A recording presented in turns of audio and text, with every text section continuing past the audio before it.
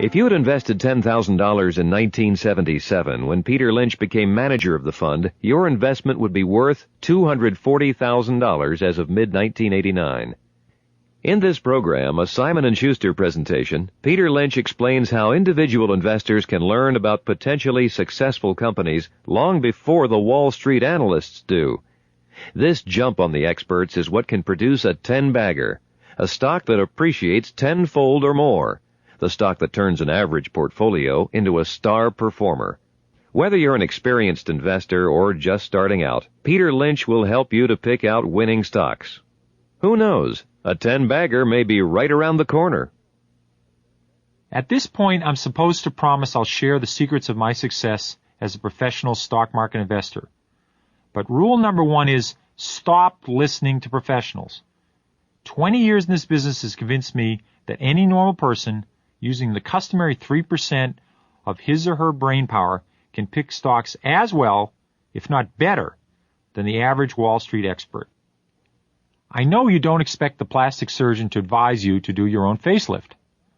You don't want the plumber to tell you to install your own hot water tank. But this isn't surgery or plumbing. This is investing, where the smart money isn't so smart and the dumb money isn't so dumb. Dumb money is only dumb when it listens to the smart money. In fact, the amateur investor has many built-in advantages that can result in outperforming the experts. When you pick your own stocks, you should outperform the experts. Otherwise, why bother? Once you've decided to invest individually, try going it alone. This means ignoring the hot tips, recommendations from brokerage houses, and the latest can't-miss suggestion from your favorite newsletter. It also means you should ignore the stocks you hear Peter Lynch or some similar authority is buying. You've got better sources than Peter Lynch, and they're all around you. What makes your sources so good is that you can keep tabs on them.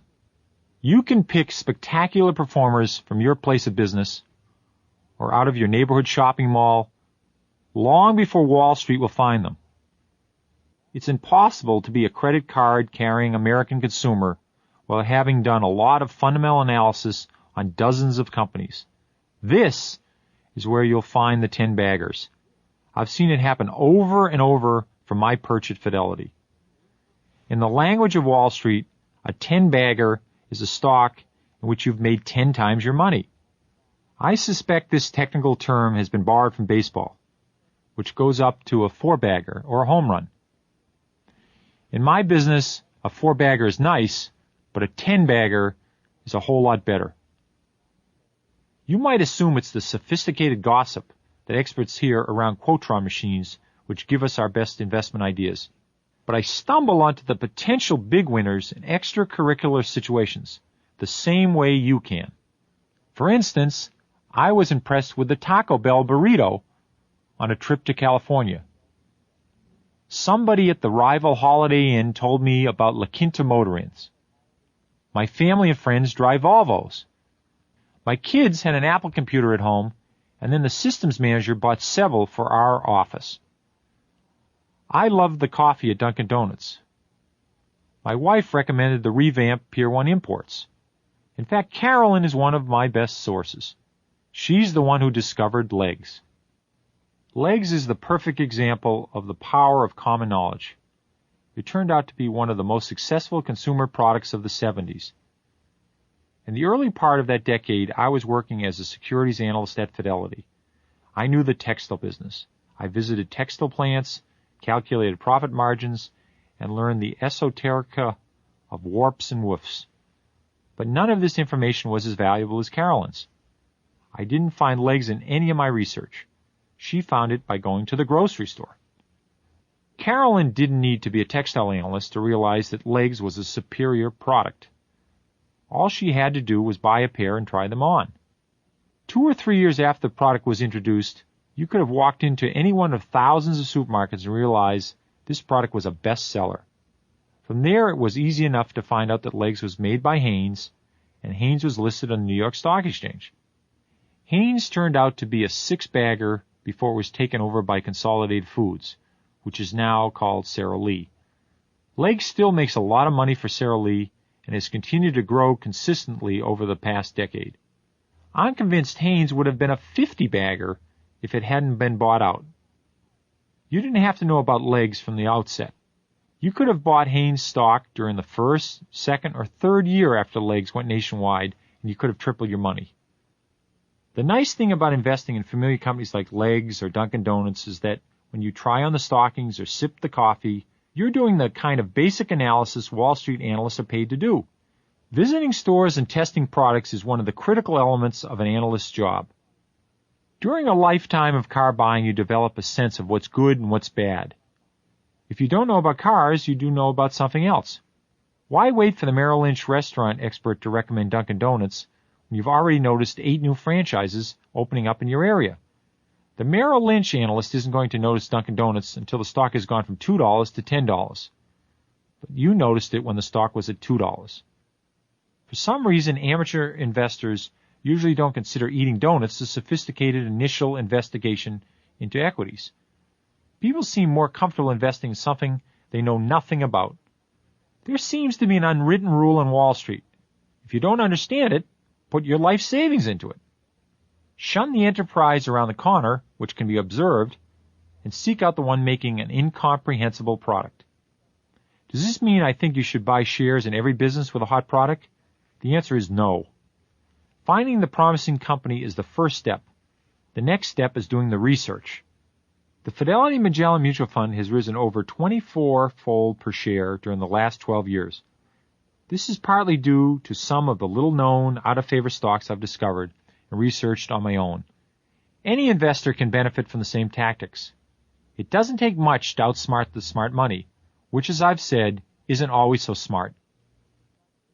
Before you think about buying stocks, you should answer some basic questions about the market. How much do you trust corporate America? Do you need to invest in stocks? What do you expect to get from them?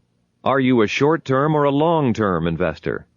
How will you react to sudden price drops? Do you believe stocks are riskier than bonds?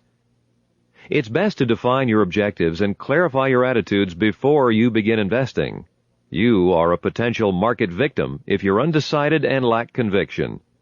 Personal preparation is as important as research when it comes to separating the successful stock picker from the chronic loser. In this section called Preparing to Invest, Peter Lynch will tell you what you're up against and how you can best ensure your own success. Chapter 1, The Making of a Stock Picker. There's no such thing as a hereditary knack for picking stocks. Many would like to blame their losses on a genetic flaw. They believe others are somehow born to invest. My own history refutes that idea. There was no ticker tape above my cradle, and I didn't teethe on the stock pages. Most of my relatives distrusted the stock market. My mother was the youngest of 7 children, and my aunts and uncles reached adulthood during the Great Depression. They had first-hand knowledge of the crash of 1929. Distrust of stocks was the prevailing American attitude throughout the 1950s and into the 1960s. During that time, the market tripled and then doubled again. This period was truly the greatest bull market in history, not the 1980s. My father died when I was 10 and my mother had to go to work. I wanted to help out, so I got a part-time job as a caddy. I began to understand the more important aspects of caddying when I was in high school. My clients were the presidents and CEOs of major corporations including Gillette, Polaroid, and more to the point, Fidelity. In helping D. George Sullivan find his ball, I was helping myself to find a career. The golf course was the next best thing to being on the floor of a major exchange. After my clients sliced the drive, they would enthusiastically describe their latest investment. The happy stories I heard on the fairways made me rethink the family position that the stock market was a place to lose money. Many of my clients seemed to be making money in the stock market. I continued to caddy throughout high school and into college. I was on the liberal arts side of Boston College, avoiding all the required math and accounting courses, the normal preparations for business. Instead, I studied metaphysics, logic, and philosophy, along with history, psychology, and political science. Investing in stocks is an art, not a science. People trained to rigidly quantify everything are at a disadvantage. If stock picking could be quantified, You could rent time on the nearest Cray computer and make a fortune. But it doesn't work that way. I applied for a summer job at Fidelity during my senior year. This was at Mr. Sullivan's suggestion, Fidelity's president for whom I had caddied. I was thrilled to be hired at Fidelity. Some interns like me were put to work researching companies and writing reports just like the regular analysts. The whole business was suddenly demystified. Even a liberal arts major could analyze a stock. I went to Wharton after that interlude at Fidelity more skeptical than ever about the value of academic stock market theory. It seemed to me that most of what I was learning at Wharton could only help you fail in the investment business. I studied statistics, advanced calculus, and quantitative analysis. Quantitative analysis taught me that the things I saw happening at Fidelity couldn't really be happening. It was also obvious that the Wharton professors who believe in academic theories weren't doing nearly as well as my new colleagues at Fidelity. So I cast my lot with the practitioners, and my distrust of theorizers continues to this day. After serving my ROTC-required 2-year hitch in the Army, I rejoined Fidelity as a research analyst in 1969. I was promoted to Director of Research in 1974, and in May 1977, I took over the Fidelity Magellan Fund. Fidelity Magellan had $20 million in assets and 40 stocks in the portfolio. My boss suggested I reduce the number to 25. I listened politely and raised the number to 60. 6 months later to 100. Soon after that to 150 stocks. I didn't do it to be contrary. I did it because I couldn't resist buying a bargain. There were bargains everywhere in those days. My portfolio continued to grow. Instead of settling for a couple of savings and loans, I bought them across the board after determining each was a promising investment. It wasn't enough for me to invest in one convenience store. I just had to buy Circle K, National Convenience, Shop and Go, and Hoppin' Foods, to mention a few. Pretty soon I became known as the Will Rogers of equities, a man who never saw a stock he didn't like. Since I own 1,400 now, I guess they have a point. Actually, Will Rogers may have offered the best bit of advice about stocks. He said, "Don't gamble. Take all your savings and buy some good stock, and hold it till it goes up. Then sell it. If it don't go up, don't buy it." Chapter 2. The Wall Street Oxymorons. To the list of famous oxymorons, which includes military intelligence, learned professor, deafening silence, and jumbo shrimp, I'd add professional investing. It's important to view the profession with skepticism. Since 70% of the shares in major companies are controlled by institutions, you're competing against oxymorons whenever you buy or sell stock. This is a lucky break for you. There are many cultural, legal, and social barriers limiting the professionals. Of course, not all professionals are oxymoronic. There are innovative fund managers who invest as they please, but the majority of the professional investors are hemmed in by the rules. The virtues of every spectacular stock I've found were so obvious that 99 out of 100 professionals would have wanted to add it to their portfolios. But for reasons I'm about to describe, they couldn't. There are simply too many obstacles between the professional investors and the 10-baggers. Take the Limited, for example. This company went public in 1969. Only one analyst followed the company for 5 years. A second analyst, Maggie Gilliam, noticed it in 1974. The first institution bought shares in the Limited in the summer of 1975 when there were 100 Limited stores open for business across the country. By 1979, 10 years after going public and having sustained a brilliant record, only 2 institutions had bought the stock. 400 Limited stores were doing a thriving business in 1981, and only 6 analysts were covering the company. When the stock hit its high of 9 in 1983, long-term investors were up 18-fold from 1979. The price fell to $5 a share in 1984. The company was still doing well. Investors got another chance to buy in. As I'll explain later, if a stock is down but the fundamentals are good, it's best to hold on and better to buy more. It wasn't until 1985, with the stock back up to $15 a share, that analysts put the limited on their buy lists. Aggressive institutional buying helped send the shares up to over $52, far beyond what the fundamentals justified. By then, there were more than 30 analysts on the trail. Many arrived just in time to see the limited drop. Contrast the story of the limited with the 56 brokerage analysts normally covering IBM. You haven't spent much time on Wall Street if you think the average Wall Street professional is looking for reasons to buy exciting stocks. The rare professional has the guts to buy into an unknown company. In fact, choosing between the chance to make a large profit on an unknown company and the assurance of losing a small amount on an established company, most fund managers jump at the established company. Success is one thing, but it's more important not to look bad if you fail. There's an unwritten rule on Wall Street which states, you'll never lose your job losing your client's money in IBM. Whenever fund managers do decide to buy something exciting, they may be held back by rules and regulations. Some bank trust departments won't allow stock purchases in companies with unions. Others won't invest in specific industry groups. It's the Securities and Exchange Commission making up the rules if it's not the mutual fund. For instance, the SEC says a mutual fund like Fidelity Magellan cannot own more than 10% of the shares in any company. It also says we cannot invest more than 5% of the fund's assets in any one stock. These restrictions are well-intentioned. They protect against the fund putting all its eggs in one basket. They also protect against the fund taking over a company. But the secondary result is that the larger funds are forced to limit themselves to the very large 500 companies out of the over 10,000 companies that are publicly traded. Fidelity Magellan has continued to compete successfully. For this, I have to thank the fast-growing stocks, the turnaround opportunities, and the out-of-favor enterprises I've found. The stocks I try to buy are the very stocks traditional fund managers try to overlook. In other words, I continue to think like an amateur as frequently as possible. An individual investor doesn't have to operate like an institution. You've got an edge already.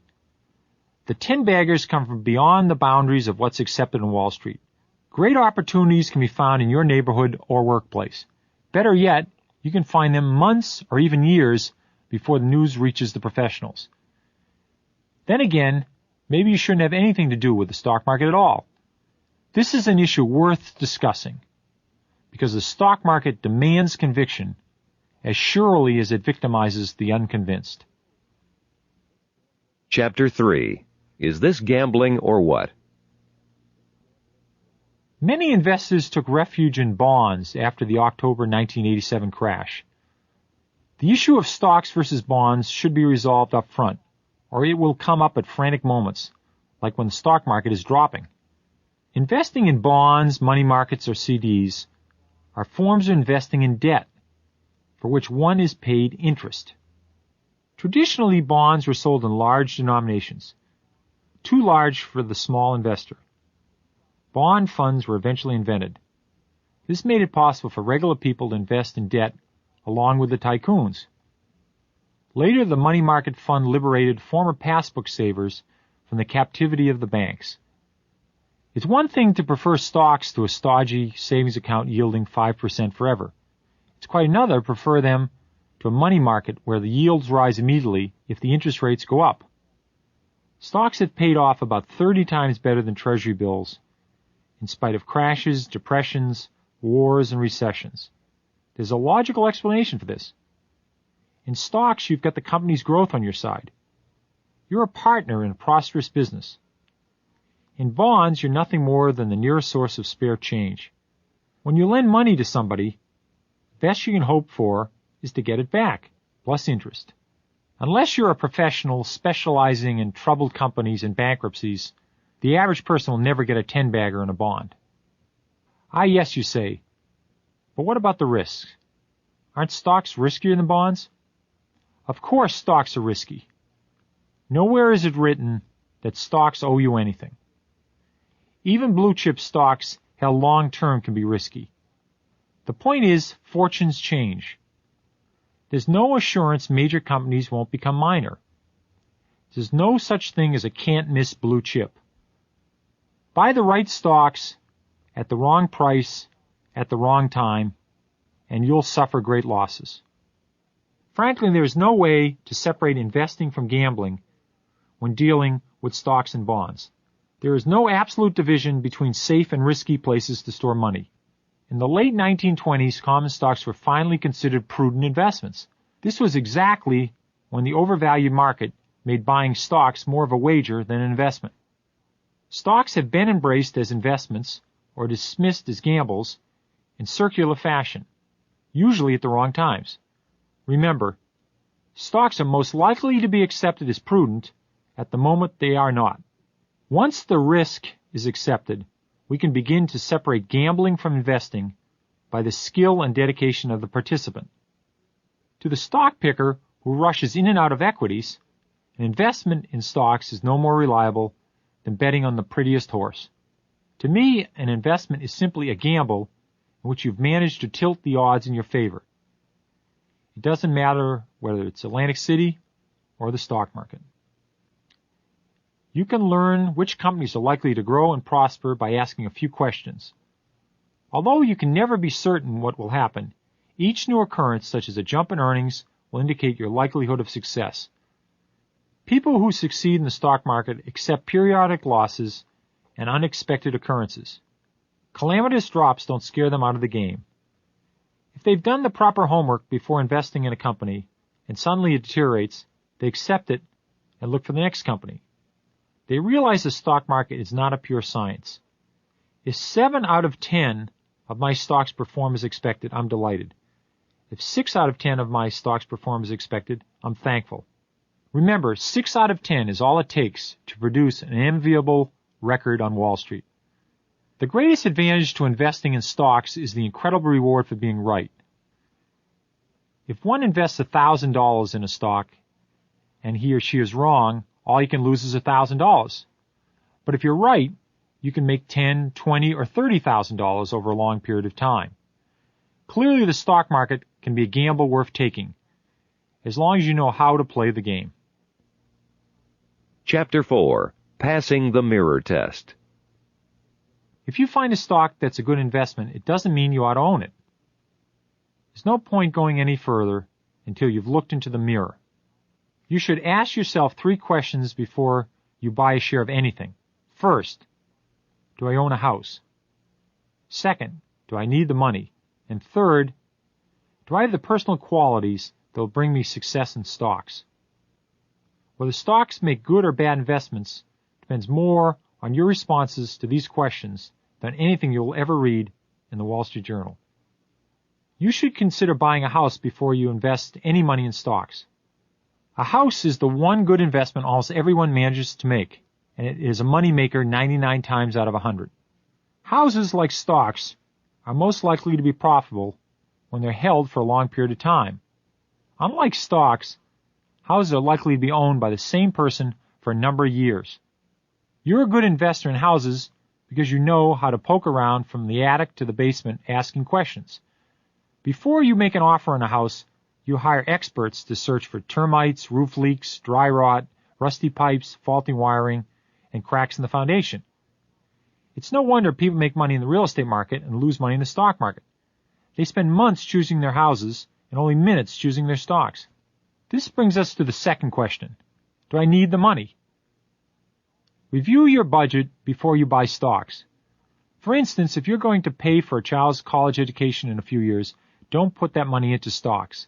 In this instance, even buying blue chip stocks is too risky to consider. These stocks are relatively predictable over 10 to 20 years. But as to whether they're going to be higher or lower in 2 to 3 years, well, you might as well flip a coin. Blue chips can fall and stay down for as long as 5 years.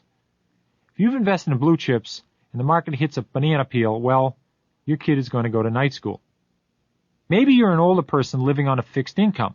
Stay out of the stock market. There are lots of complicated formulas to figure out what percentage of your assets should be put into stocks, but mine is simple. It's the same for Wall Street as it is for the racetrack.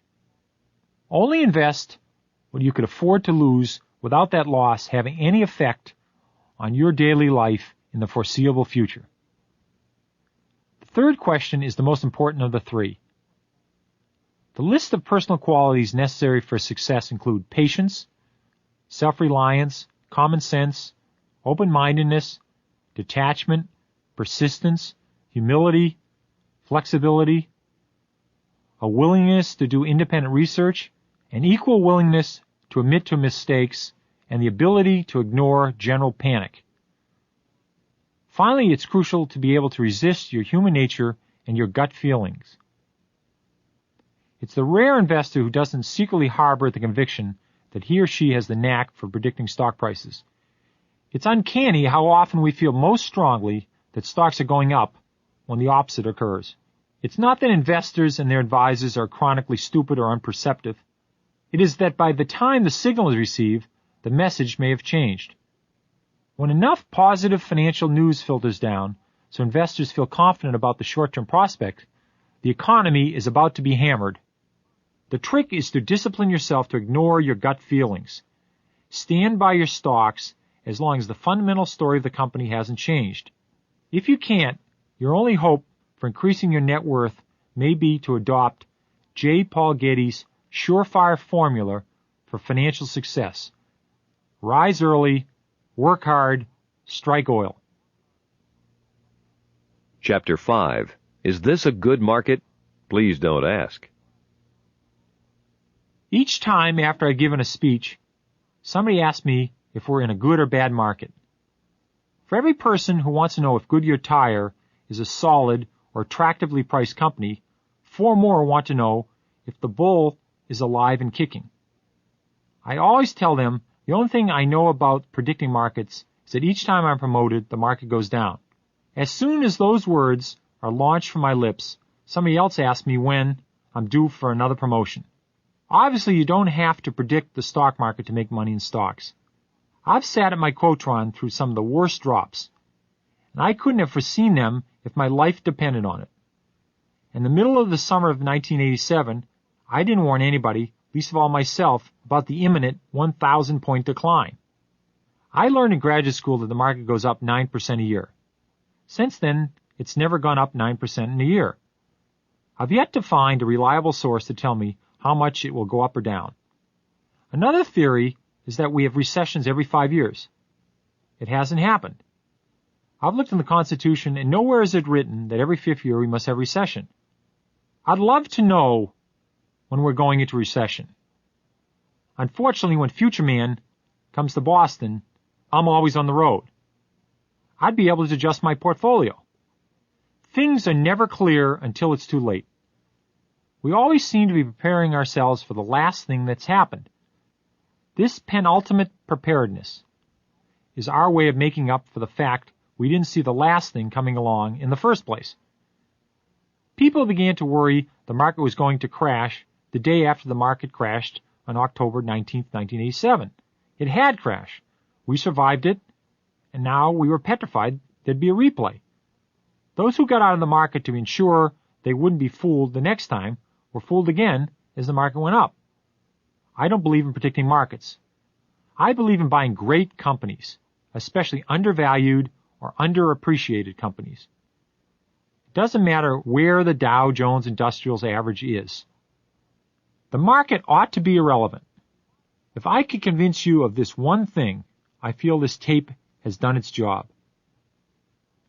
I'd love to be able to predict markets and anticipate recessions. Since that's impossible, I'm satisfied to search out profitable companies. I've made money in lousy markets and lost money in great markets. Pick the right stocks and the market will take care of itself.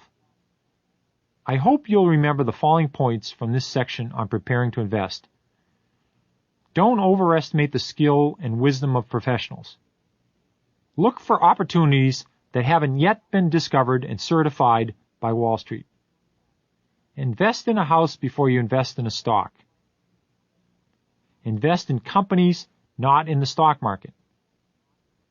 Ignore short-term fluctuations. Large profits can be made in common stocks. Large losses can be made in common stocks. Predicting the economy is futile. Predicting the short-term direction of the stock market is futile. Long-term returns from stocks are relatively predictable and far superior to long-term returns from bonds. Common stocks aren't for everyone. The average person is exposed to interesting local companies and products years before the professional. Having an edge will help you make money in stocks. This section is about how to exploit an edge and develop the story on a company. The first step is to determine what kind of stock you're considering. 6 stock categories are discussed, including what you can expect to gain from each type. Developing the story requires some research. The importance of earnings to the eventual success or failure of a stock, how to monitor a company's progress, and how to evaluate the price-to-earnings ratio are elements of the story. Peter Lynch tells you how to develop the story and pick out the winners.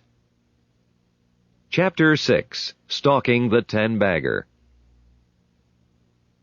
The best place to look for a 10-bagger is close to home. The shopping mall and wherever you work are good places to begin. 10-baggers like Dunkin' Donuts and The Limited were apparent at hundreds of locations across the country. The women shopping at the local New Limited outlet had a chance to see the opportunity, research the company, and buy the stock long before Wall Street got its first clue.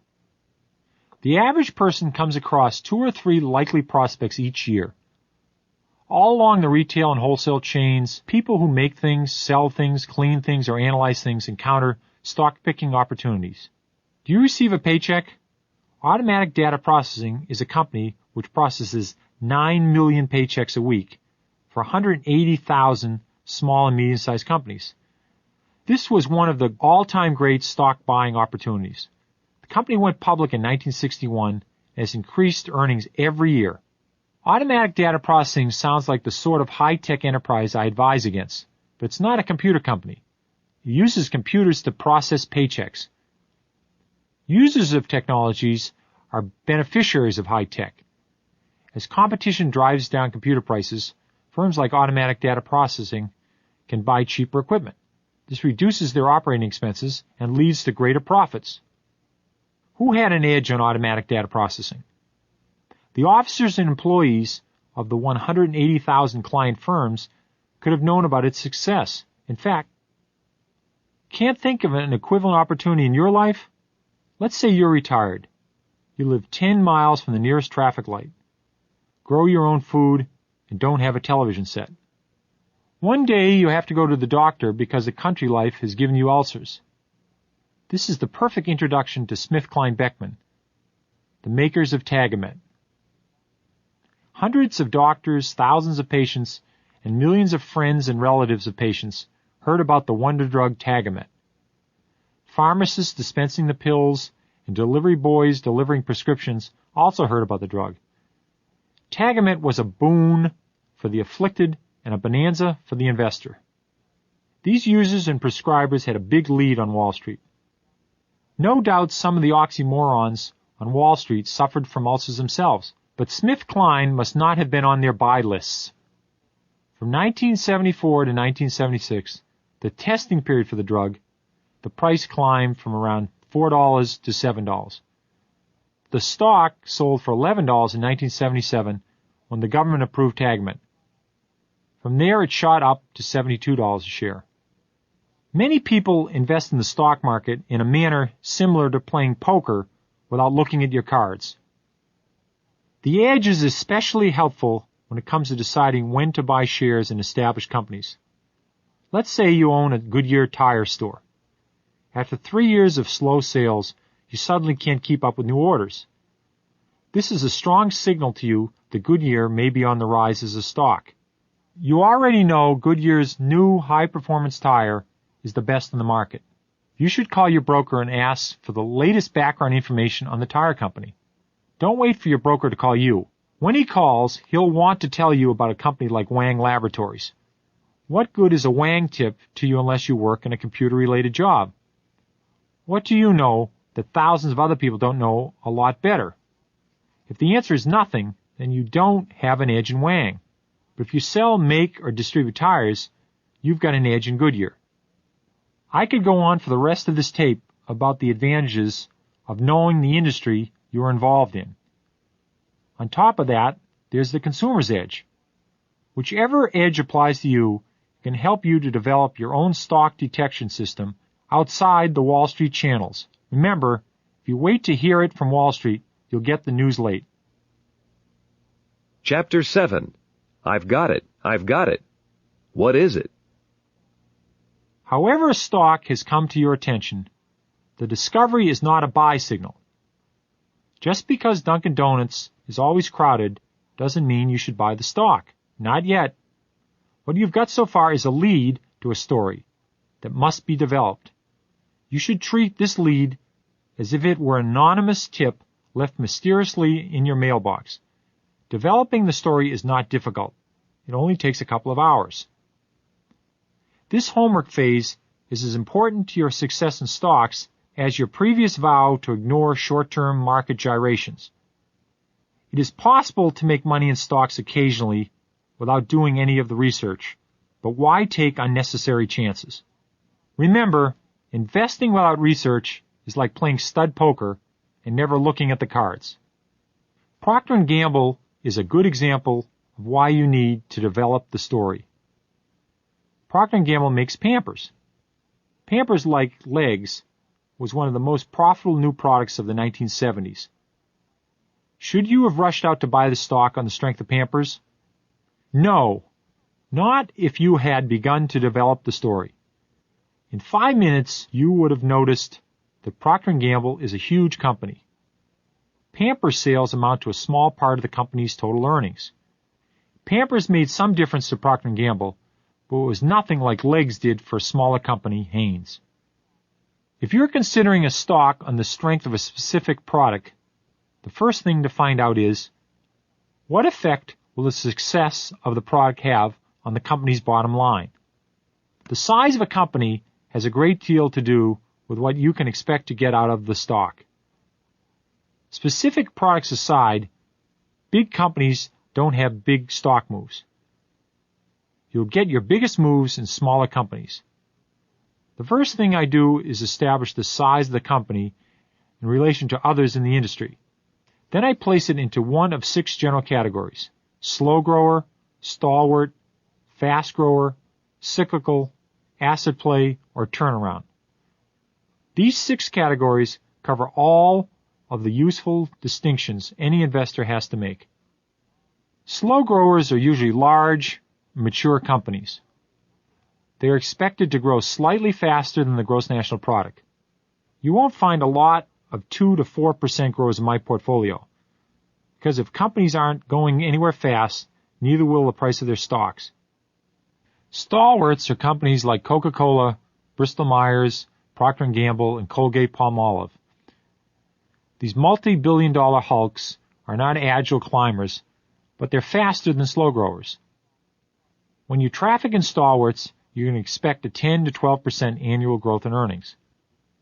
In the market we've had since 1980, the stalwarts have been good, but not spectacular performers. If you own a stalwart like Colgate-Palmolive, and the stock's gone up 50% in a year or two, you ought to figure that's enough and think about selling. I always keep some stalwarts in my portfolio because they offer pretty good protection during recessions. Bristol-Myers went sideways during the 1981-82 period when the stock market fell apart. The fast growers are among my favorite investments. These are small, aggressive, new enterprises that grow at 20 to 25% a year. This is the land of the 10 to 100 baggers. Fast growers are high-risk investments, particularly the stocks of the younger companies, which tend to be overzealous and underfinanced. An underfinanced company with headaches usually winds up in Chapter 11. Fast growers are big winners in the stock market. I look for the ones with good balance sheets making substantial profits. The trick is figuring out when they'll stop growing. A cyclical is a company whose sales and profits rise and fall with changes in the economy. In a growth industry, business keeps expanding. In a cyclical industry, it repeatedly expands and contracts. Autos, airlines, tire companies, steel companies, and chemical companies are cyclicals. They flourish when we're coming out of a recession and into a vigorous economy. Their stock prices tend to rise much faster than the prices of the stalwarts. The cyclicals suffer when the economy is going the other way. You can lose more than 50% of your investment very quickly if you buy cyclicals in the wrong part of the economic cycle. Cyclicals are often lumped together with the trusty stalwarts because most are large, well-known companies. Since Ford is a blue chip, one might assume it will behave like Bristol-Myers, another blue chip. It doesn't. The common stock of Ford fluctuates wildly as the company loses billions of dollars in recessions and makes billions during periods of economic growth. Bristol-Myers' earnings will not go down in a recession. Ford's earnings could disappear. It's important to know that owning Ford is very different from owning Bristol-Myers. Turnaround candidates are battered companies. They aren't slow growers. They are no growers. They aren't cyclicals that rebound. In fact, these companies may already be bankrupt. Turnaround companies are potential fatalities, like Chrysler. Chrysler was a cyclical that went so far down, people thought it would never come back up. Turnaround stocks can make up lost ground very quickly, as Chrysler has proven. An asset play is a company sitting on something valuable that you know about, but Wall Street is overlooked. The asset may be simple, like a pile of cash. Sometimes it's real estate. Pebble Beach was a great asset play. At the end of 1976, this stock was selling for $14.50 per share. There were 1.7 million shares outstanding, so the company was valued at only $25 million. Less than 3 years later, 20th Century Fox bought out Pebble Beach for $72 million, or $42.50 per share. After buying the company, 20th Century turned around and sold Pebble Beach's gravel pit, one of the company's many assets, for over $30 million. In other words, the gravel pit alone was worth more than what investors paid for the whole company in 1976. Companies don't stay in the same category forever. Fast growers lead exciting lives and then burn out. Sooner or later, they exhaust themselves and become slow growers and stalwarts. Some companies fall into two categories at once. Some, like Disney, have been in every major category. Putting stocks into categories is the first step to developing the story. You'll know what the story is supposed to be after you've correctly identified the category. The next step is filling in the details so you can intelligently guess how the story will turn out. Chapter 8. The Perfect Stock. What a deal. Getting the story is a lot easier if you understand the company's business. I'd rather invest in pantyhose than in fiber optics. The simpler it is, the better I like it. You never find the perfect risk-free company, the kind of stock I dream about. But you can recognize favorable attributes which will greatly increase your likelihood of success. The following discussion covers 13 of the most favorable attributes you should look for. The first attribute is that the company name is dull, or even better, ridiculous. Automatic data processing is boring, but not quite as boring as Bob Evans Farms. But even Bob Evans Farms won't win the prize for the best name you could give a stock.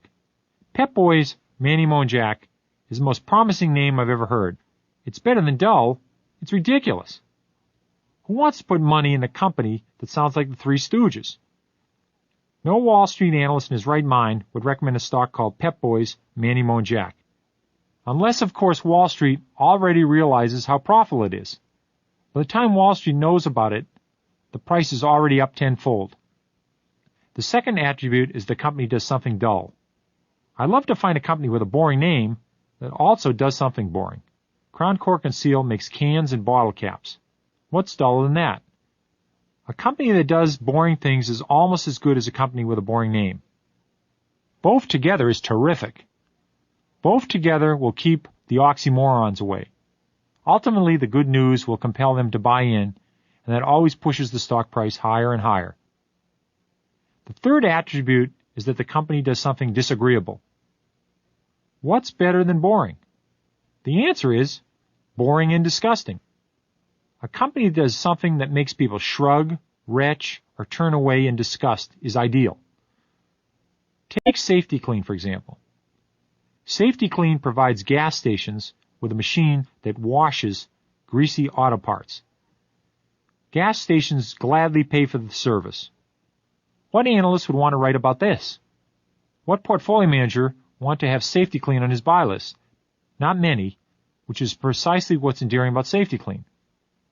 The fourth attribute is that the company is a spin-off. Spin-offs of companies into separate freestanding entities often result in lucrative investments. Large parent companies do not want to spin off divisions just to watch them fail. A spin-off failure brings embarrassing publicity which reflects badly on the parent. Therefore, the spin-offs normally have strong balance sheets and are well prepared to succeed as independent entities. The greatest spin-offs of all were the Baby Bell companies created from the AT&T breakup. While the parent has been an uninspiring performer until recently, the average stock gain in the newly created companies was 114% from November 1983 to October 1988. When the dividends are added in, the return is more like 170%. This beats the total return of the market by more than twice. The fifth attribute is that institutions don't own it and that analysts don't follow it. If you find a stock with little or no institutional ownership, you've found a potential winner. Find a company no analyst has visited and you found a double winner. You can find these stocks in banks, savings and loans, and insurance companies. There are thousands of these opportunities, but Wall Street keeps up with less than 100. The sixth attribute is that there are negative rumors about the company, like it's involved with toxic waste and or the mafia. It's hard to think of a more perfect industry than waste management. Sewage and toxic waste dumps disturb people. Waste Management Inc., the largest company in the waste management industry, is a better prospect than Safety-Kleen because it has two unthinkable things going for it: the toxic waste industry itself and the mafia. Anybody who fantasizes that the mafia runs all the Italian restaurants, the newsstands, the dry cleaners, and the construction sites also thinks the mafia controls the garbage industry. This fantastic assertion was a great advantage to the earliest buyers of waste management stock. The shares were grossly underpriced relative to the actual opportunity. The seventh attribute is that there's something depressing about it. My all-time favorite in this category is Service Corp International, or SRV. Now, if there's anything Wall Street would rather ignore besides toxic waste, it's mortality. SRV does burials. SRV also pioneered the pre-need funeral policy. This is a popular layaway plan. It enables you to pay off your casket and funeral service now while you can afford it. SRV gets the money for its pre-need sales, and the cash continues to compound. This company was shunned by most professional investors. SRV executives had to beg the professionals to listen to their story. Here was the perfect opportunity. Everything was working. You could see it happening. The earnings kept increasing. There was rapid growth, almost no debt, and Wall Street turned the other way. The eighth attribute is that it's a company in a no-growth industry. Many people prefer to invest in a high-growth industry where there's a lot of sound and fury. Not me. I prefer to invest in no-growth industries like funerals.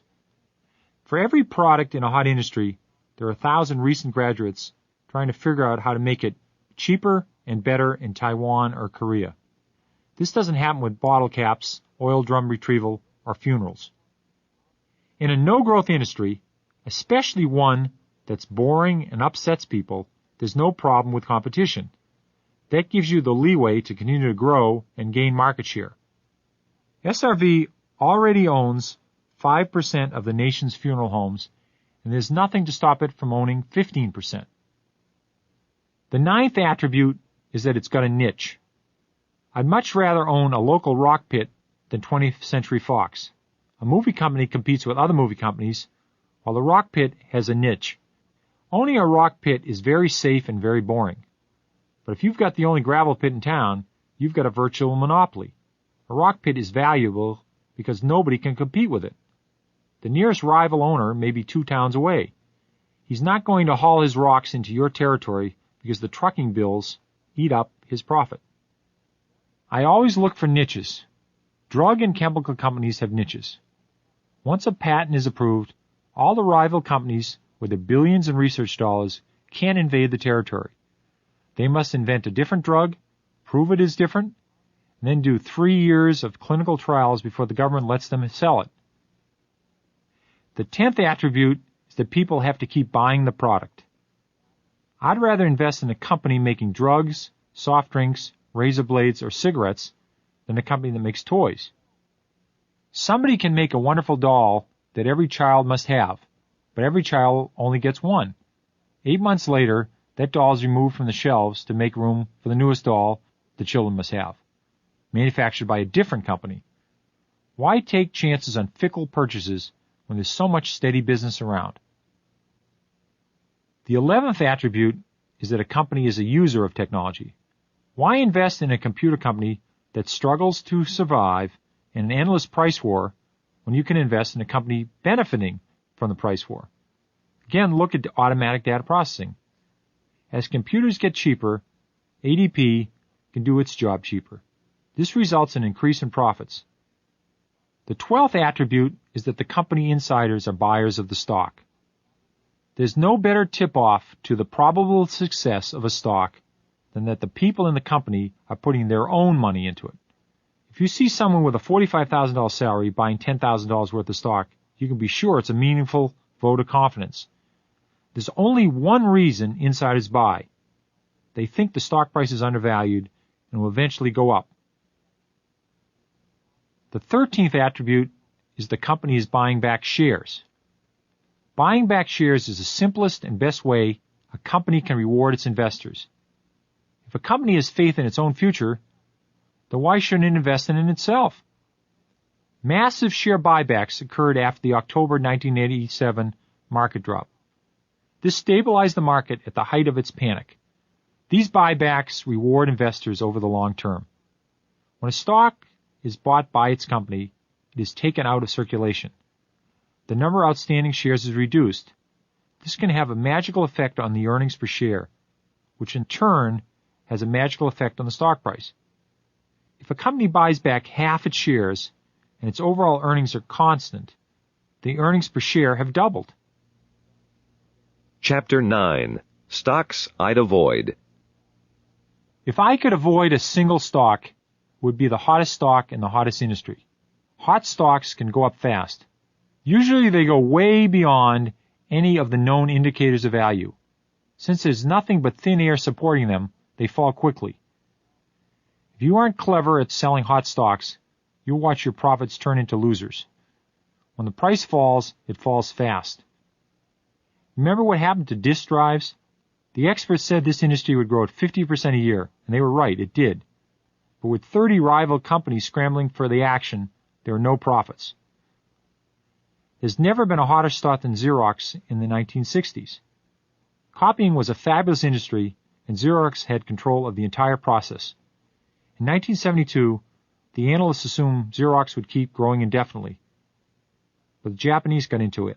IBM got into it. And Eastman Kodak got into it. Soon there were over 20 firms making nice copy machines, and product prices collapsed. Xerox got frightened and bought several unrelated businesses it didn't know how to run. The stock lost 84% of its value. Contrast the poor stock performance of Xerox to that of Philip Morris. Philip Morris sells cigarettes, a negative growth industry in the U.S.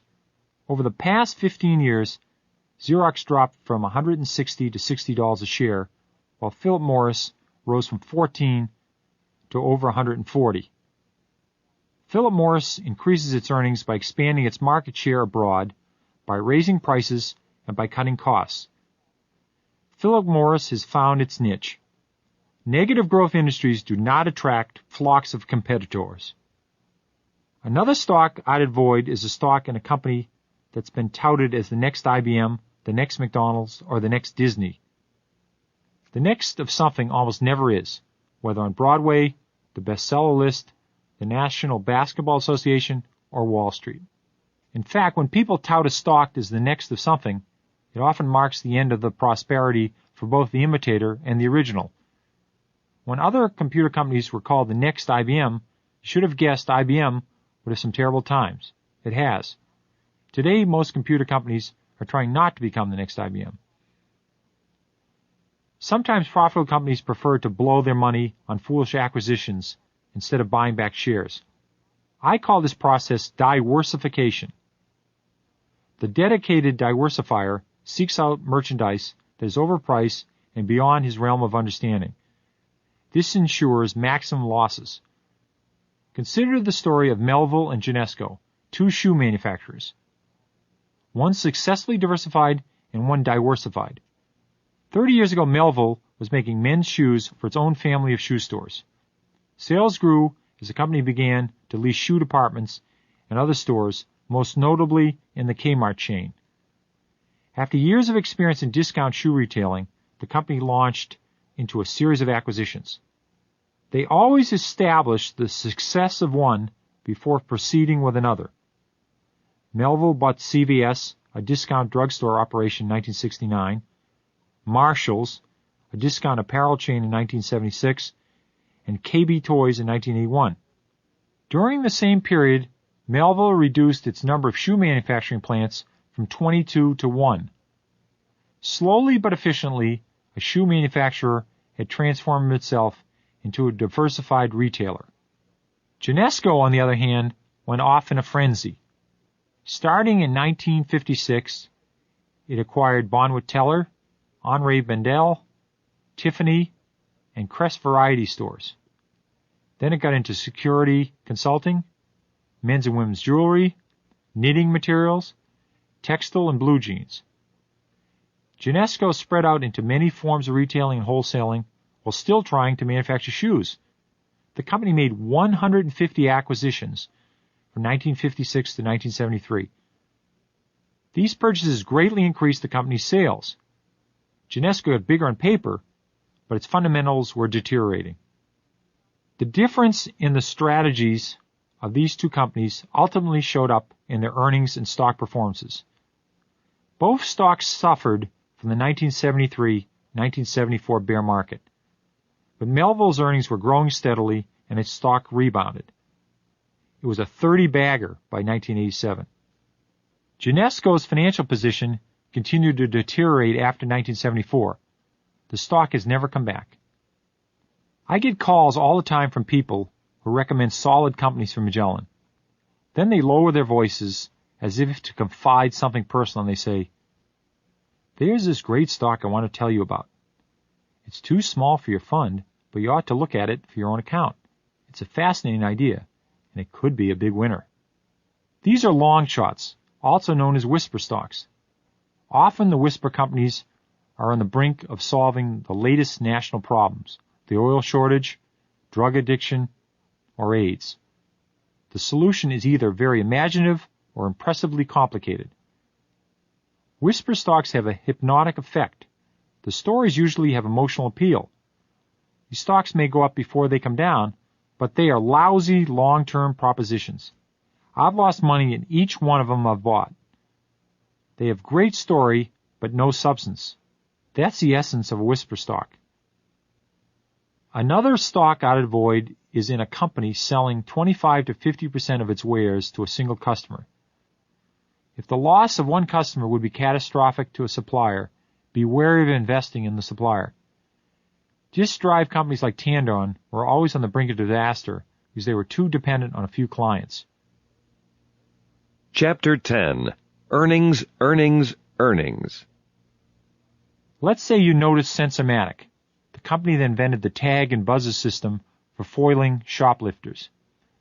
The Sensormatic stock rose from $2 to $42 as the business expanded between 1979 and 1983.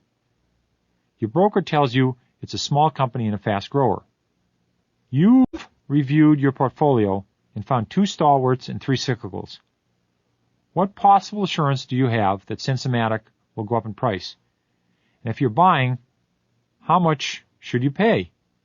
What you're really asking is, what is it that makes a company valuable?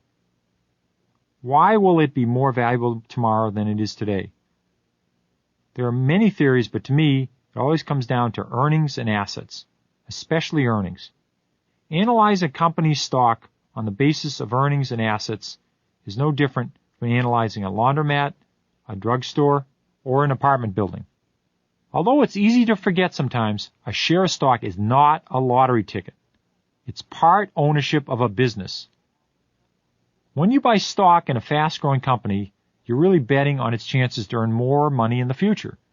That's why investors seek out promising fast growers. They bid the stocks up even when the companies are earning very little. People may wonder what the Japanese are doing, but the earnings will decide the fate of a stock. People may bet on the hourly wiggles in the market, but it's the earnings that waggle the wiggles over the long term. Any serious discussion of earnings involves the price-to-earnings ratio, also known as the PE ratio. This ratio is a numerical shorthand for the relationship between the stock price and the earnings of the company. The PE ratio for the stock is listed in the daily stock tables of most major newspapers. Like the earnings line, the PE ratio is often a useful tool to help you determine whether the stock is fairly priced in relation to the company's money-making potential. The PE ratio can be thought of as a number of years it will take the company to earn back the amount of your initial investment, assuming the company's earnings stay constant. If you buy shares in a company selling at 2 times earnings, or at a PE of 2, your initial investment is earned back in 2 years. If you buy shares in a company selling at 40 times earnings, or a PE of 40, it takes 40 years to accomplish the same thing. With all the low PE opportunities around, why would anyone buy a stock with a high PE? The only reason is because they're looking for a fast grower. They're investing in the company's potential.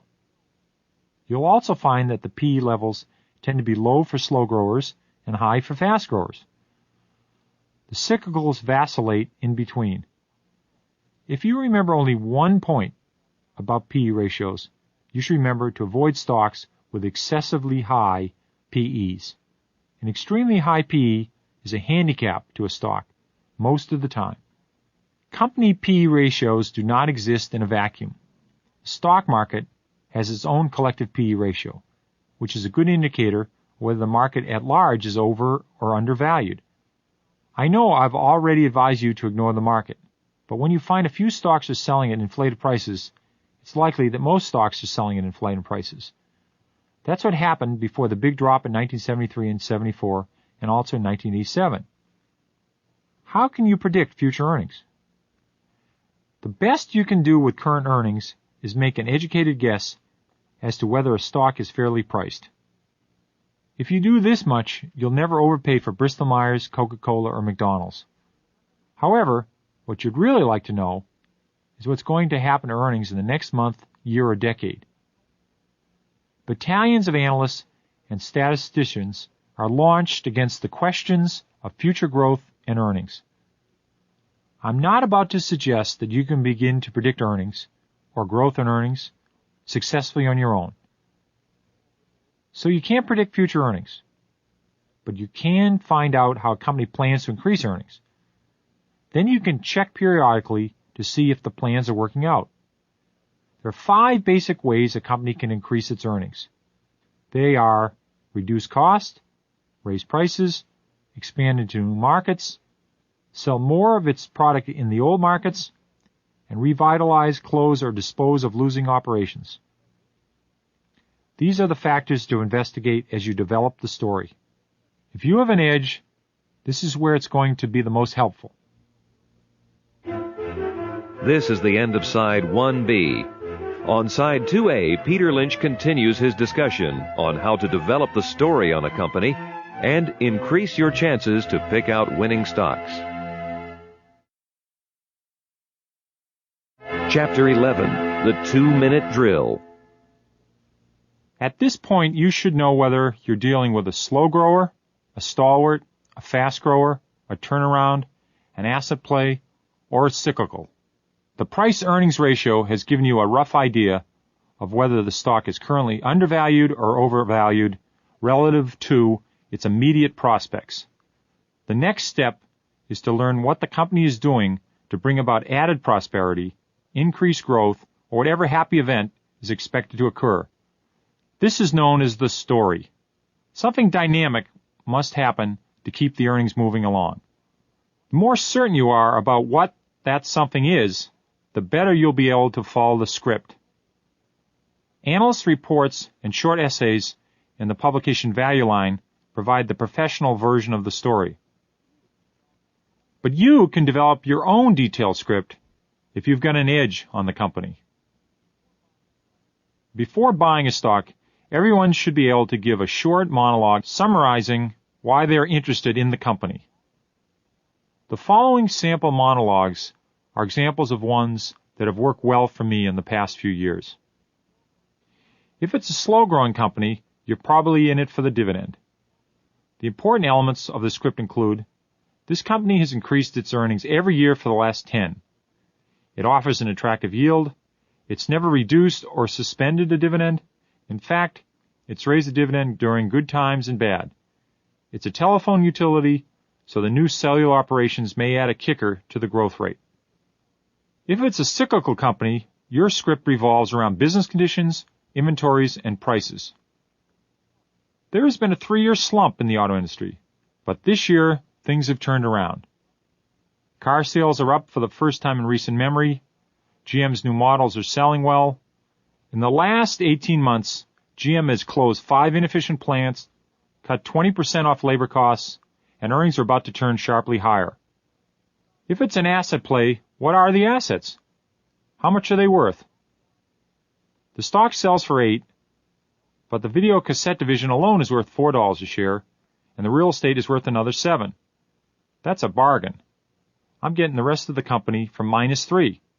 Insiders are buying, the company has steady earnings, and there's no debt to speak of. If it's a turnaround, has the company taken action to improve its fortunes? Is the plan working?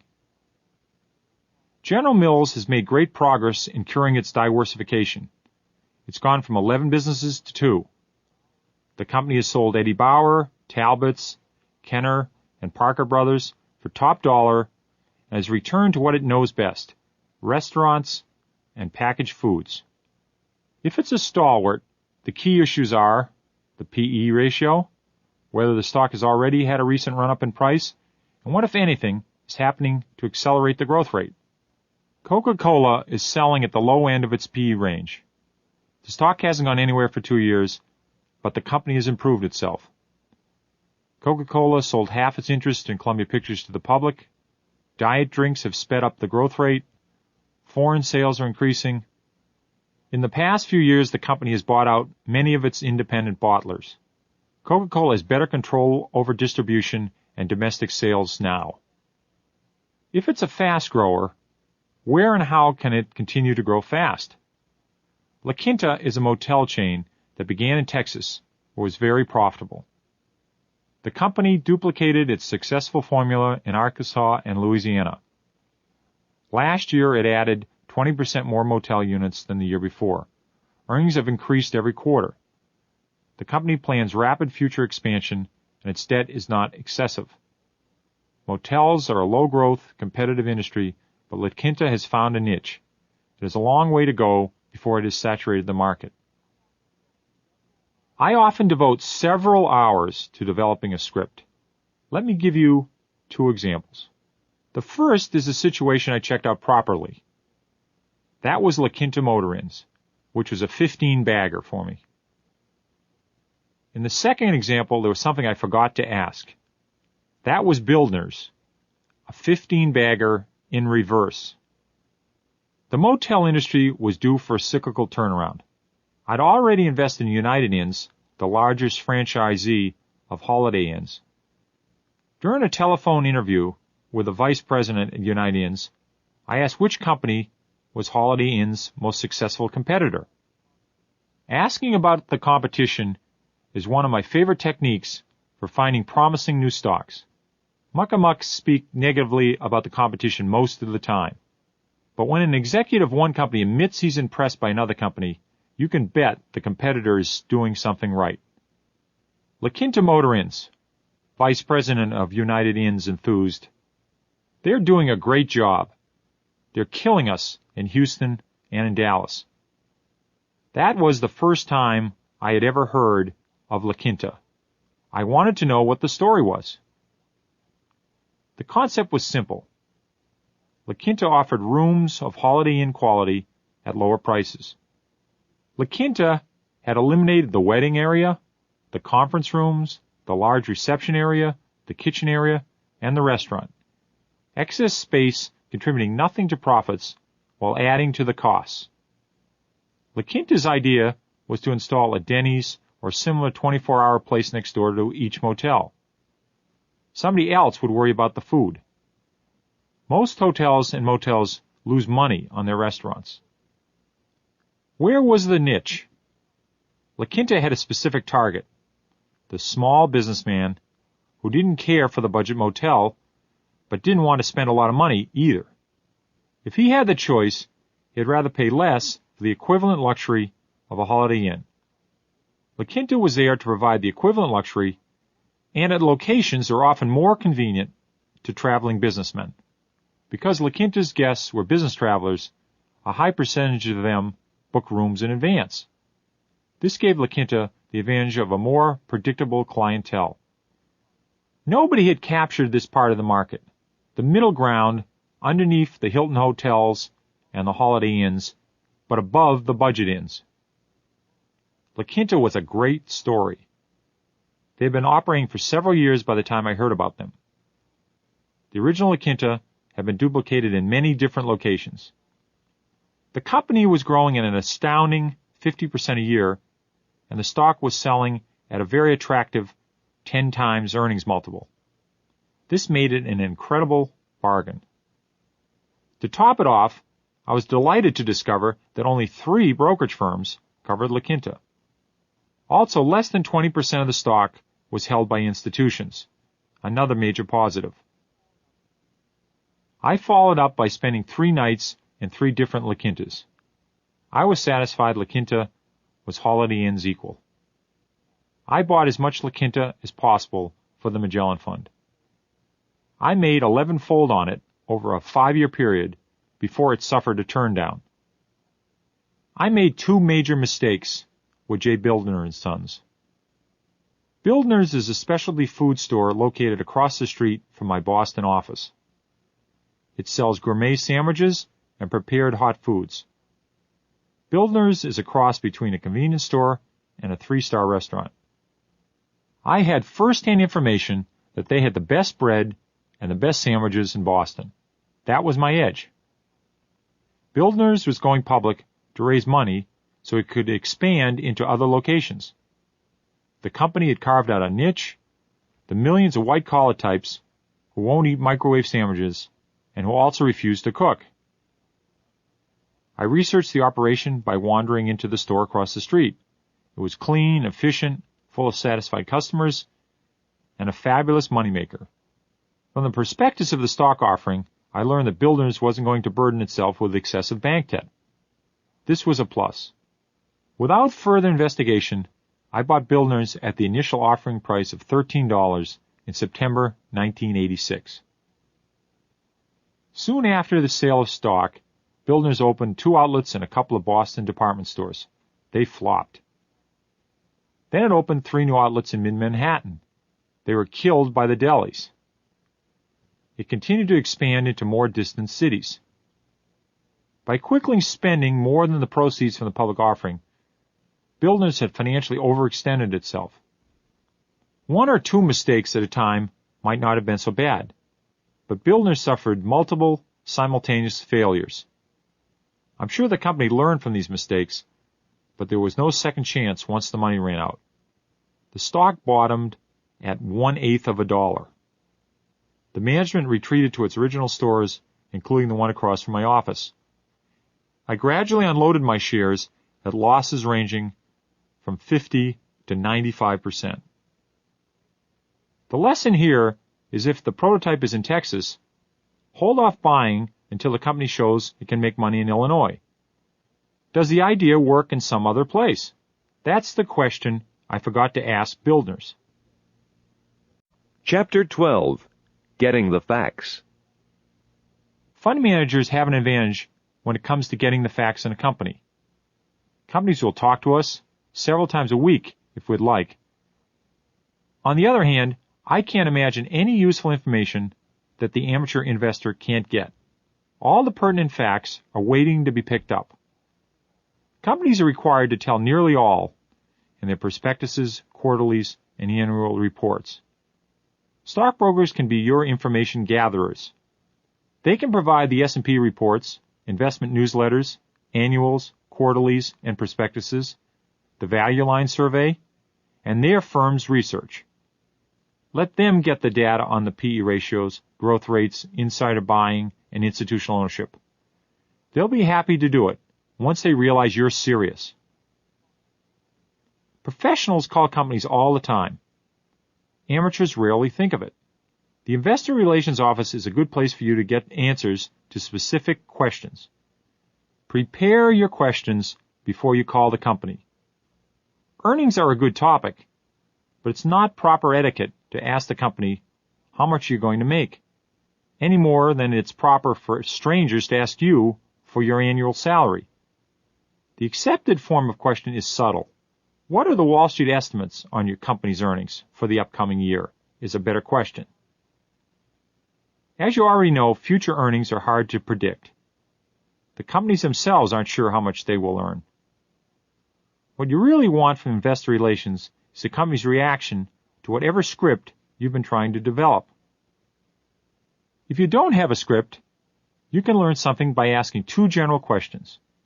What are the positives this year, and what are the negatives? In most cases, you'll hear something that confirms what you suspected, especially if you understand the business. But every so often, you'll learn something unexpected. Things are either better or worse than they appear. The unexpected can be very profitable if you're buying or selling stocks. When you call investor relations, you can have confidence the facts you get are correct. The adjectives, though, will vary widely. Different kinds of companies use different words to describe the same scene. It's important to remember, when looking at the same sky, people in mature industries see clouds, where people in immature industries see pie. Don't waste your time deciphering the corporate vocabulary. It's simpler to ignore all the adjectives. Wandering through stores and tasting things is one of my research strategies.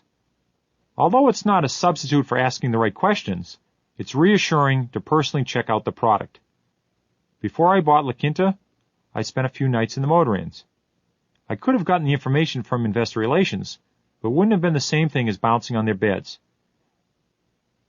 It's no surprise that so many annual reports end up in the garbage can. The text on the glossy pages is understandable, but normally useless. The numbers in the back can sometimes seem incomprehensible and intimidating. But there's a way to get something out of an annual report. It only takes a few minutes. Consider the 1987 Ford Motor annual report. Turn directly to the consolidated balance sheet on the cheaper paper. The general rule with annual reports is, the cheaper the paper, the more valuable the information. The balance sheet lists the assets and the liabilities of the company. I look at the current assets column and take the cash figure and add that number to the marketable securities. The total is the company's overall cash position. Comparing the 1987 cash to the 1986 cash, also listed, I see Ford is socking away a lot of money. This is a sign of prosperity. Then I look at the other half of the balance sheet to the entry that says long-term debt. I see that the 1987 long-term debt has been greatly reduced from 1986. Debt reduction is another sign of prosperity. A balance sheet is improving when cash is increasing relative to debt. Subtracting the long-term debt from the total cash, I arrive at Ford's net cash position. The cash and cash assets greatly exceed the debt. When cash exceeds debt, it's very favorable. No matter what happens, Ford isn't going out of business. To keep it simple, ask your broker whether Ford is buying back shares, whether cash exceeds long-term debt, and how much cash there is per share. You can also get the numbers from the S&P reports or from Value Line. Value Line is easier to read than a balance sheet and a good place for an amateur to start. It tells you about the cash and debt, summarizes the long-term record, so you can see what happened during the last recession. It also rates companies for financial strength on a scale of 1 to 5. This rating gives you an idea of a company's ability to withstand adversity. To summarize the material on the 2-minute drill and getting the facts, the difference between gambling and investing is knowing what you own, checking the financial condition, and constantly monitoring the story. Chapter 13. Some famous numbers. When a specific product arouses my interest in a company, the first thing I want to know is what the product means to the company. What % of sales does it represent? Legg sent Haynes' stock soaring because Haynes was a relatively small company. Pampers was a more profitable product than Legg's, but it didn't mean as much to the huge Procter & Gamble. We've already talked about the price-to-earnings ratio, but I want to add another bit of information. The P/E ratio of any fairly priced company will equal its growth rate.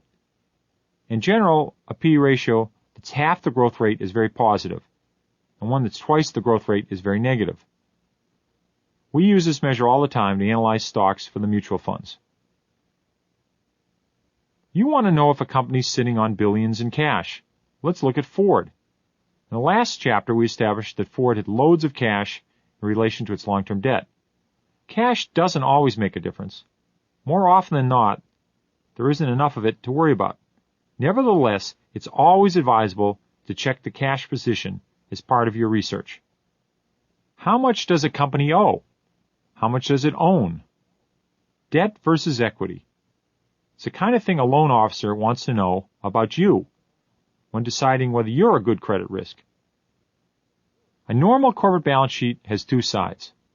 The left side lists the assets. The right side shows how the assets are financed. The right side can be divided into debt and equity. One quick way to determine the financial strength of a company is to compare the equity with its total debt. I pay special attention to the debt factor in turnarounds and troubled companies. More than anything else, it's debt that determines which companies will survive and which will go bankrupt. Young companies with heavy debts are always at risk. It's also the kind of debt, as much as the actual amount, that separates the winners from the losers in a crisis. There's bank debt and there's funded debt. Bank debt is the worst kind from the investor's point of view because it's due on demand. It doesn't have to come from a bank. It can take the form of commercial paper, which is loaned from one company to another for a short period of time. The important thing to remember is that it's due very soon. Sometimes it's due on call. This means the lender can ask for his money back at the first sign of trouble. If the borrower can't pay back the money, it's off to Chapter 11. Funded debt, the best kind from the shareholder's point of view, can never be called in as long as the borrower continues to pay the interest. The principal may not be due for 15 to 30 years. Funded debt usually takes the form of regular corporate bonds with long maturities. Unlike banks, bondholders cannot demand immediate repayment of principal. Funded debt gives companies time to wiggle out of trouble. One of the important numbers to consider is the cash dividend. Stocks paying dividends are often favored over stocks that don't pay dividends by investors who want the extra income. But the real issue is how the dividend, or the lack of a dividend, affects the value of a company and its stock price over time.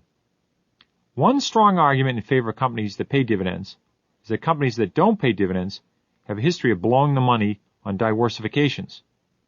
Another point in favor of dividend-paying stocks is that the presence of the dividend can keep the stock price from falling as far as it might if there was no dividend. A company with a long record of of regularly raising the dividend is your best bet. Stocks like Kellogg and Ralston Purina have not eliminated or reduced dividends during the last 3 wars and 8 recessions. This is the kind of stock you want to own if you believe in dividends. Heavily indebted companies can never offer the same assurance as a company with little debt. An easy number to find is book value. You can find it everywhere. People often invest on the theory that if the book value is $20 a share and the stock sells for $10 a share, they're getting something for half price. But the flaw in this is that the stated book value may not reflect the actual value of the company. It often understates or overstates reality. For example, Penn Central had a book value of more than $60 a share when it went bankrupt. Overvalued assets on the left side of a balance sheet are especially treacherous when there's a lot of debt on the right. Let's say a company shows $400 million in assets and $300 million in debt. This results in a positive book value of $100 million. You know the debt part is a real number. But if the $400 million in assets will bring only $200 million in a bankruptcy sale, then the actual book value is a negative $100 million rather than a positive $100 million. The company is less than worthless. When you buy a stock for its book value, you must have a detailed understanding of what those values really are. At Penn Central, tunnels through mountains that hadn't been used for years were counted as assets. As often as book value overstates true worth, it can also understate true worth. This is where you find the greatest asset plays. There are many kinds of hidden assets. Sometimes companies own natural resources like land, oil, or precious metals. They may carry these assets on their books at a fraction of the true value. If a company has a large inventory of gold, they may carry it on the books at the original purchase price. As gold has risen sharply in the last 40 years, that's a hidden asset. Earlier I mentioned Pebble Beach, a great hidden asset play in real estate. Real estate plays like that are everywhere. Sometimes you'll find an oil company that's kept inventory in the ground for 40 years at original cost. The oil alone is worth more than the current price of all the shares of the stock. Another important number to consider is the cash flow of a company. Cash flow is the amount of money a company takes in as a result of doing business. All companies take in cash, but some have to spend more than others to get it. Let's say Pig Iron Inc. sells out its entire inventory and makes $100 million. That's good. Then again, Pig Iron Inc. has to spend $80 million to keep the furnaces up to date. That's bad. If Pig Iron doesn't spend $80 million on furnace improvements, it loses business to more efficient competitors. Philip Morris doesn't have this problem. The cash that comes in doesn't have to struggle against the cash that goes out. It's simply easier for Philip Morris to earn money than it is for Pig Iron Inc. A lot of people use the cash flow numbers to evaluate stocks. If cash flow is mentioned as a reason to buy a stock, be sure it's free cash flow. Free cash flow is what's left over after the normal capital spending is deducted. Pig Iron Inc. will have a lot less free cash flow than Philip Morris. Annual reports include a detailed note on inventories in a footnote section to the balance sheet. Check to see if inventories are piling up. An inventory buildup is usually a bad sign. When inventories grow faster than sales, it's a red flag. There are 2 basic accounting methods used to compute the value of inventories, and one or the other is used in the annual report. They are LIFO and FIFO. As much as this sounds like a pair of poodles, LIFO stands for last in, first out, and FIFO stands for first in, first out.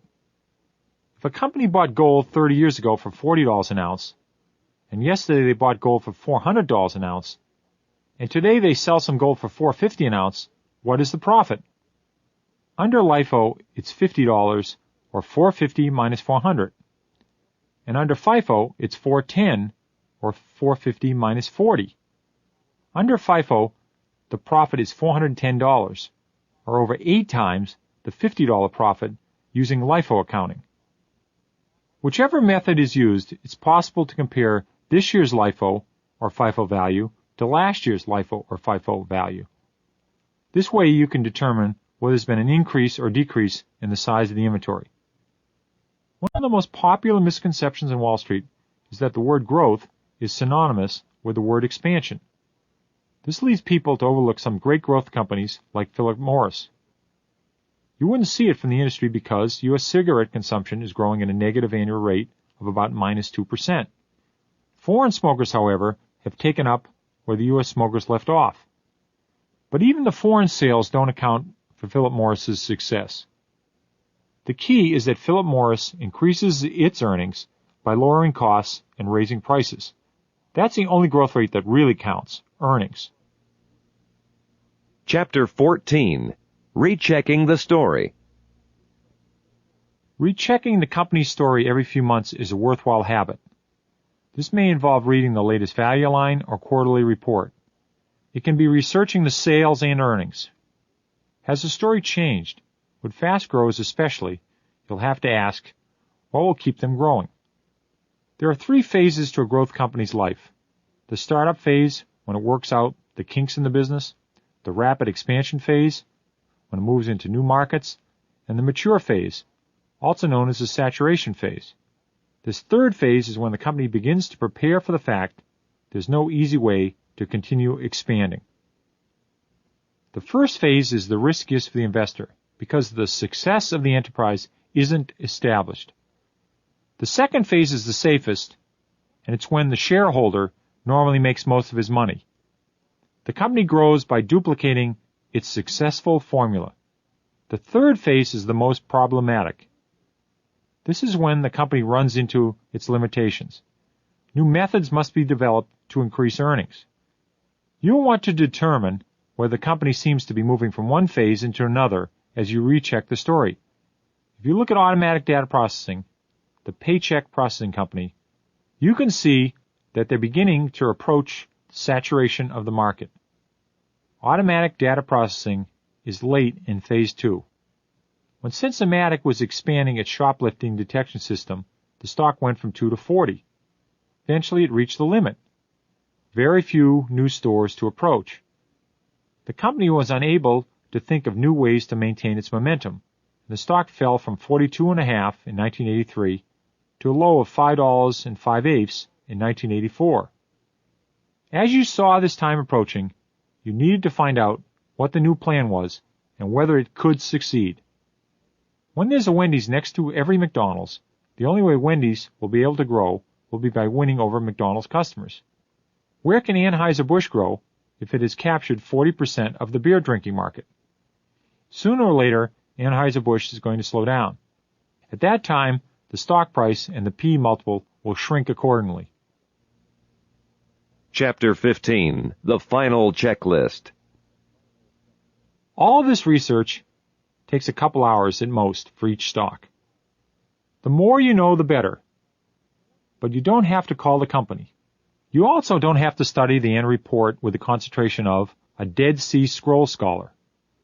Some of the important numbers apply to specific stock categories and can be ignored when you're looking at the others. The following is a checklist of things you want to know about stocks. Check the price-earnings ratio for every stock you consider. Is it high or low for this company and for similar companies in the same industry? Look into the percentage of institutional ownership. The lower the better. Find out whether insiders are buying and or the company is buying back its own shares. Both are positive signs. What is the record of earnings growth to date? Are the earnings sporadic or consistent? Is the company's balance sheet weak or strong? What is the debt-to-equity ratio? How is it rated for financial strength? What is the company's cash position?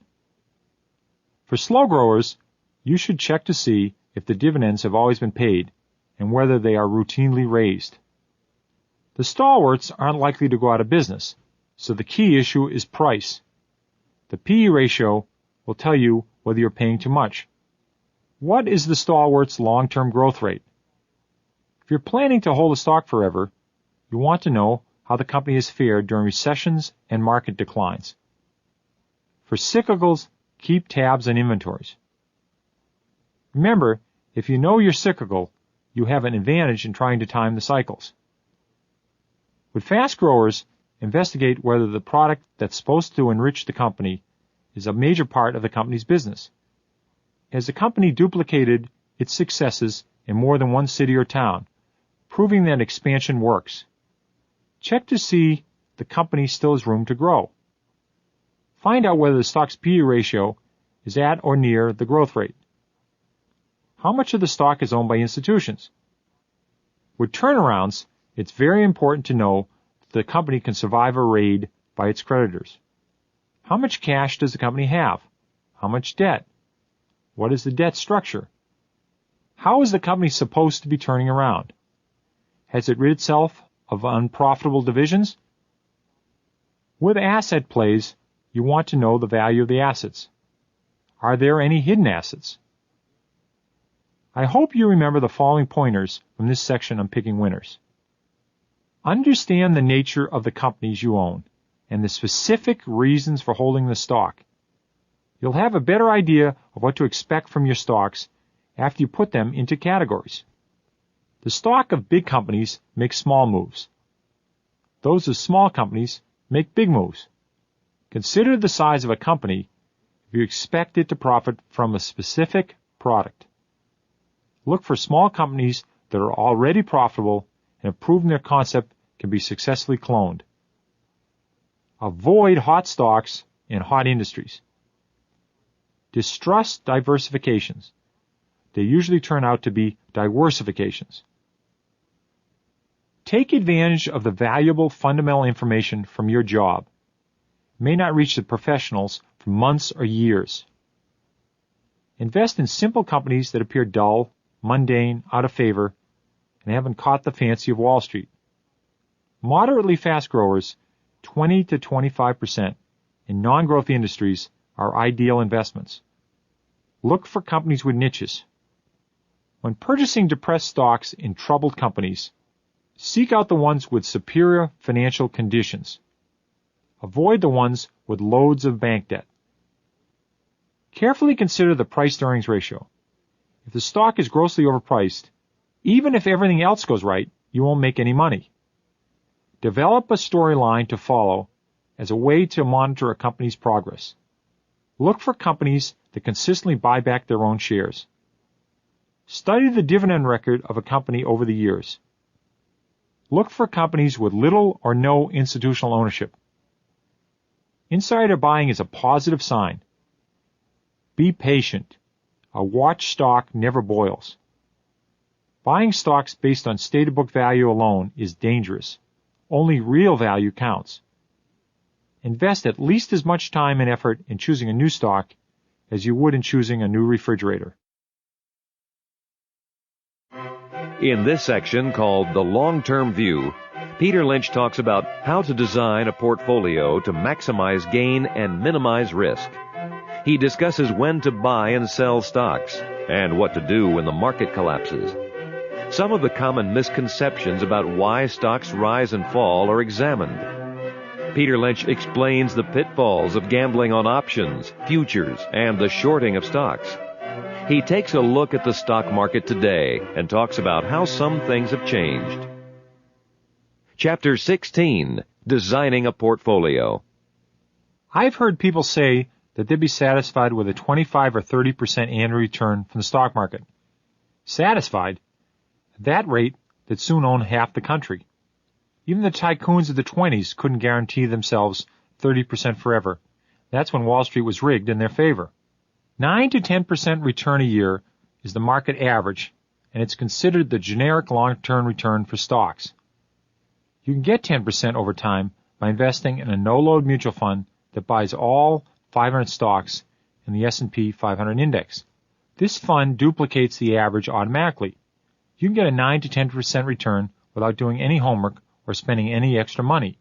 When you pick your own stocks, you ought to be getting a 12 to 15% return, compounded over time.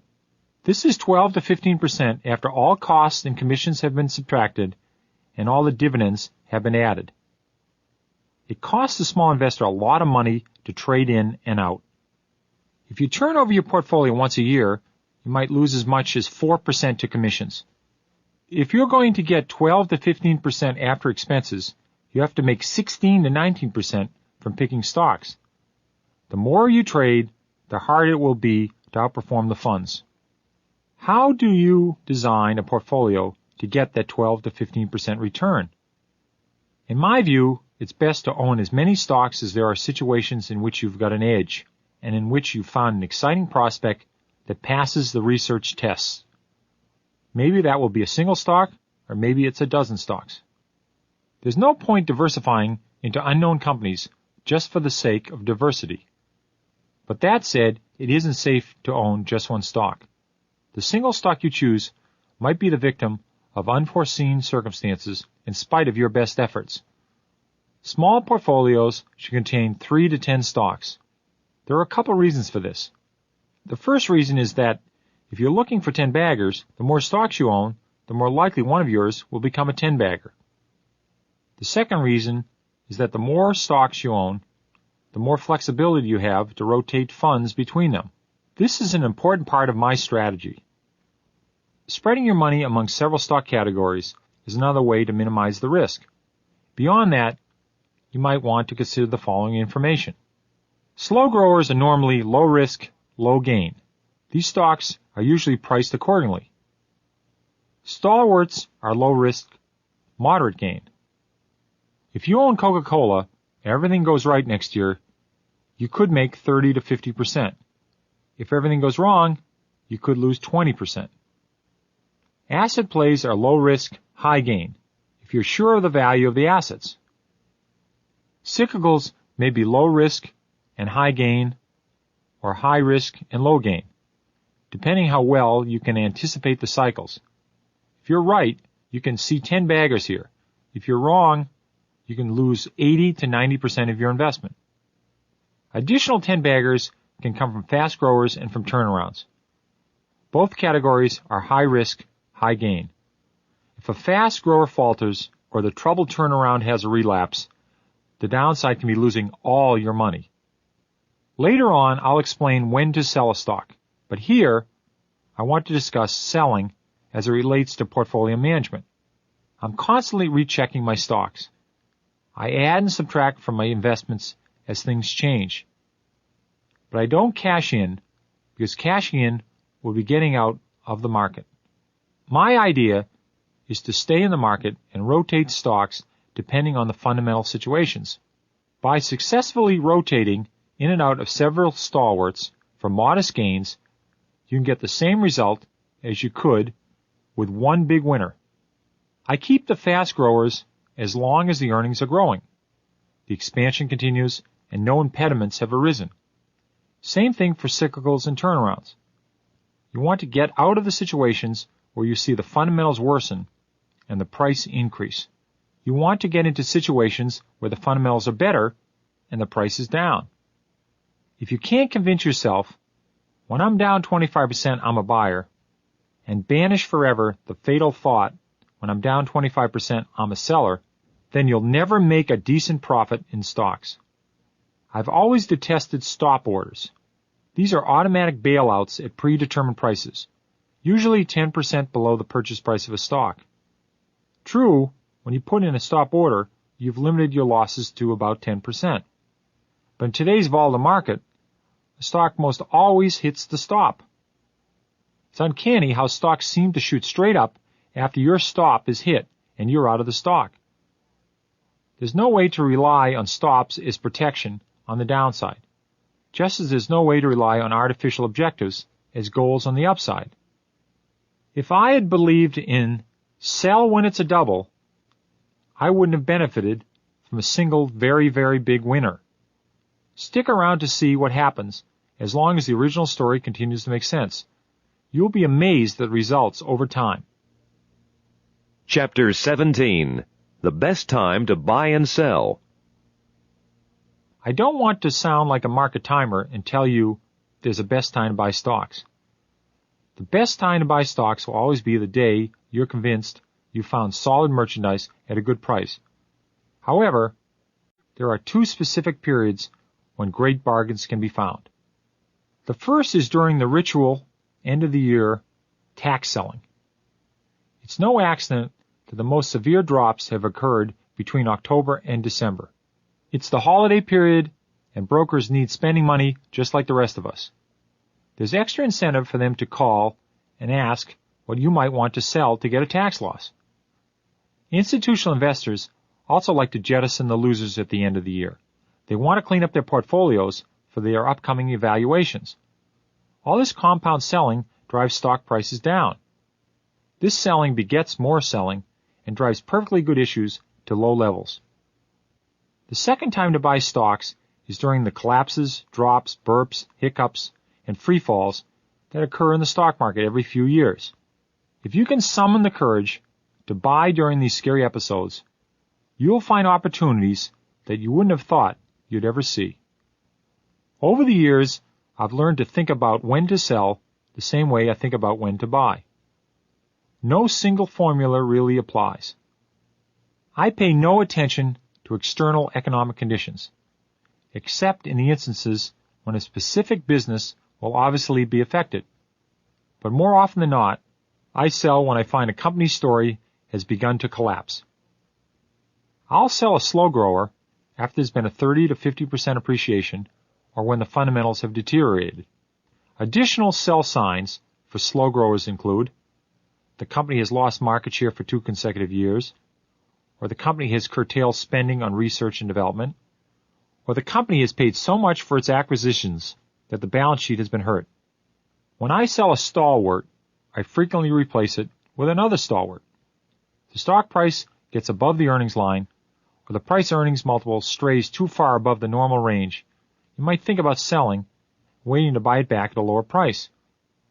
Additional sell signs for stalwarts include the company's recently introduced products have had mixed results, or the company's stock has a PE of 15, while similar companies in the industry have PEs of 11 or 12, or the company's growth rate has been slowing down. I try to sell a cyclical stock towards the end of the cycle, but who knows when that is? Other than at the end of the cycle, the best time to sell is when something has actually started to go wrong. An obvious sell signal is when inventories are building up and the company can't get rid of them. Additional sell signs for cyclicals include when union contracts are about to expire and labor leaders want a restoration of the wages they gave up in the last contract, or the final demand for the product is slowing down, or the company has doubled its capital spending budget to rebuild a new plant instead of modernizing an old plant at a lower cost. Fast growers are tricky. You don't want to lose the potential 10-bagger. The main thing to watch for is the end of the second phase of rapid growth. If 40 Wall Street analysts are giving the stock their highest recommendation, 60% of the shares are held by institutions, and 3 national magazines have fawned over the CEO, it's definitely time to think about selling. Additional sell signs for fast growers include the company's top 2 executives and several key employees leave to join a rival firm, or the stock is selling at a P multiple of over 30, while the most optimistic earnings growth projections are 15 to 20% a year for the next 2 years, or sales have dropped 3% in the last quarter. The best time to sell a turnaround is after it's turned around. All the troubles are over, and everybody knows it. The company has become the company it was before it fell apart, growth, cyclical, or whatever. If the turnaround has been successful, you have to reclassify the stock. Additional sell signs for turnarounds include the company's debt suddenly rises sharply, or the company's inventories are rising at twice the sales growth rate, or the PE ratio is inflated in relation to earnings prospects. Rather than sell an asset play, I like to wait for the raider. You'll want to hold on as long as the company is not on a debt binge and reducing the value of the assets. Additional asset play sell signals include the company's management announcing it will issue 10% more shares to be sold at a discount to the real market value to finance a diversification program, or the company has sold a division which was expected to sell for $20 million but only went for $12 million, or institutional ownership in the company has risen from 25% to 60% in the past few years. Chapter 18. The 12 silliest and most dangerous things people say about stock prices. Since graduate school, I've heard a continuous stream of theories about stocks. Each one is more misguided than the last. The following statements are the 12 silliest things people say about stock prices. I present them here, hoping you'll dismiss them from your mind. Silly statement number 1. If it's gone down this much already, it can't go much lower. I bet the owners of Polaroid shares were repeating this very phrase after the stock had fallen a third of the way down from its high of 143.5. Polaroid had been a solid company with a blue-chip reputation. When earnings and sales collapsed, a lot of people didn't pay attention to how overpriced the stock was. Instead, they continued to reassure themselves that if it's gone down this much already, it can't go much lower. The fact is, Polaroid did go much lower. This great stock fell from $143 to $14.5 in less than a year. Only then did "it can't go much lower" turn out to be true. The truth is, there's simply no rule that tells you how low a stock can go. Silly statement number 2. You can always tell when a stock has hit bottom. Bottom fishing is a popular investor pastime, but it's usually the fisherman who gets hooked. Trying to catch the bottom of a falling stock is like trying to catch a falling knife. It's normally a good idea to wait until the knife hits the ground, sticks, vibrates for a while, and settles before you try to grab it. Grabbing a rapidly falling stock results in painful surprises. You almost always grab it in the wrong place. Silly statement number 3. If it's gone this high already, how can it possibly go higher? Right you are, unless of course you're talking about a stock like Philip Morris. Philip Morris is one of the greatest stocks of all time. If you bought Philip Morris in the 1950s for the equivalent of 75 cents a share, you might have been tempted to sell it for $2.50 a share in 1961. The theory being that this stock couldn't go much higher. 11 years later, with the stock selling for 7 times the 1961 price and 23 times the 1950s price, you might again have concluded it couldn't go any higher. But if you sold it then, you would have missed the next 7-bagger on top of the last 23-bagger. There's no arbitrary limit on how high a stock can go if the story stays good, and the earnings continue to improve, and the fundamentals don't change. Silly statement number 4. It's only $3 a share. What can I lose? How many times have you heard people say this?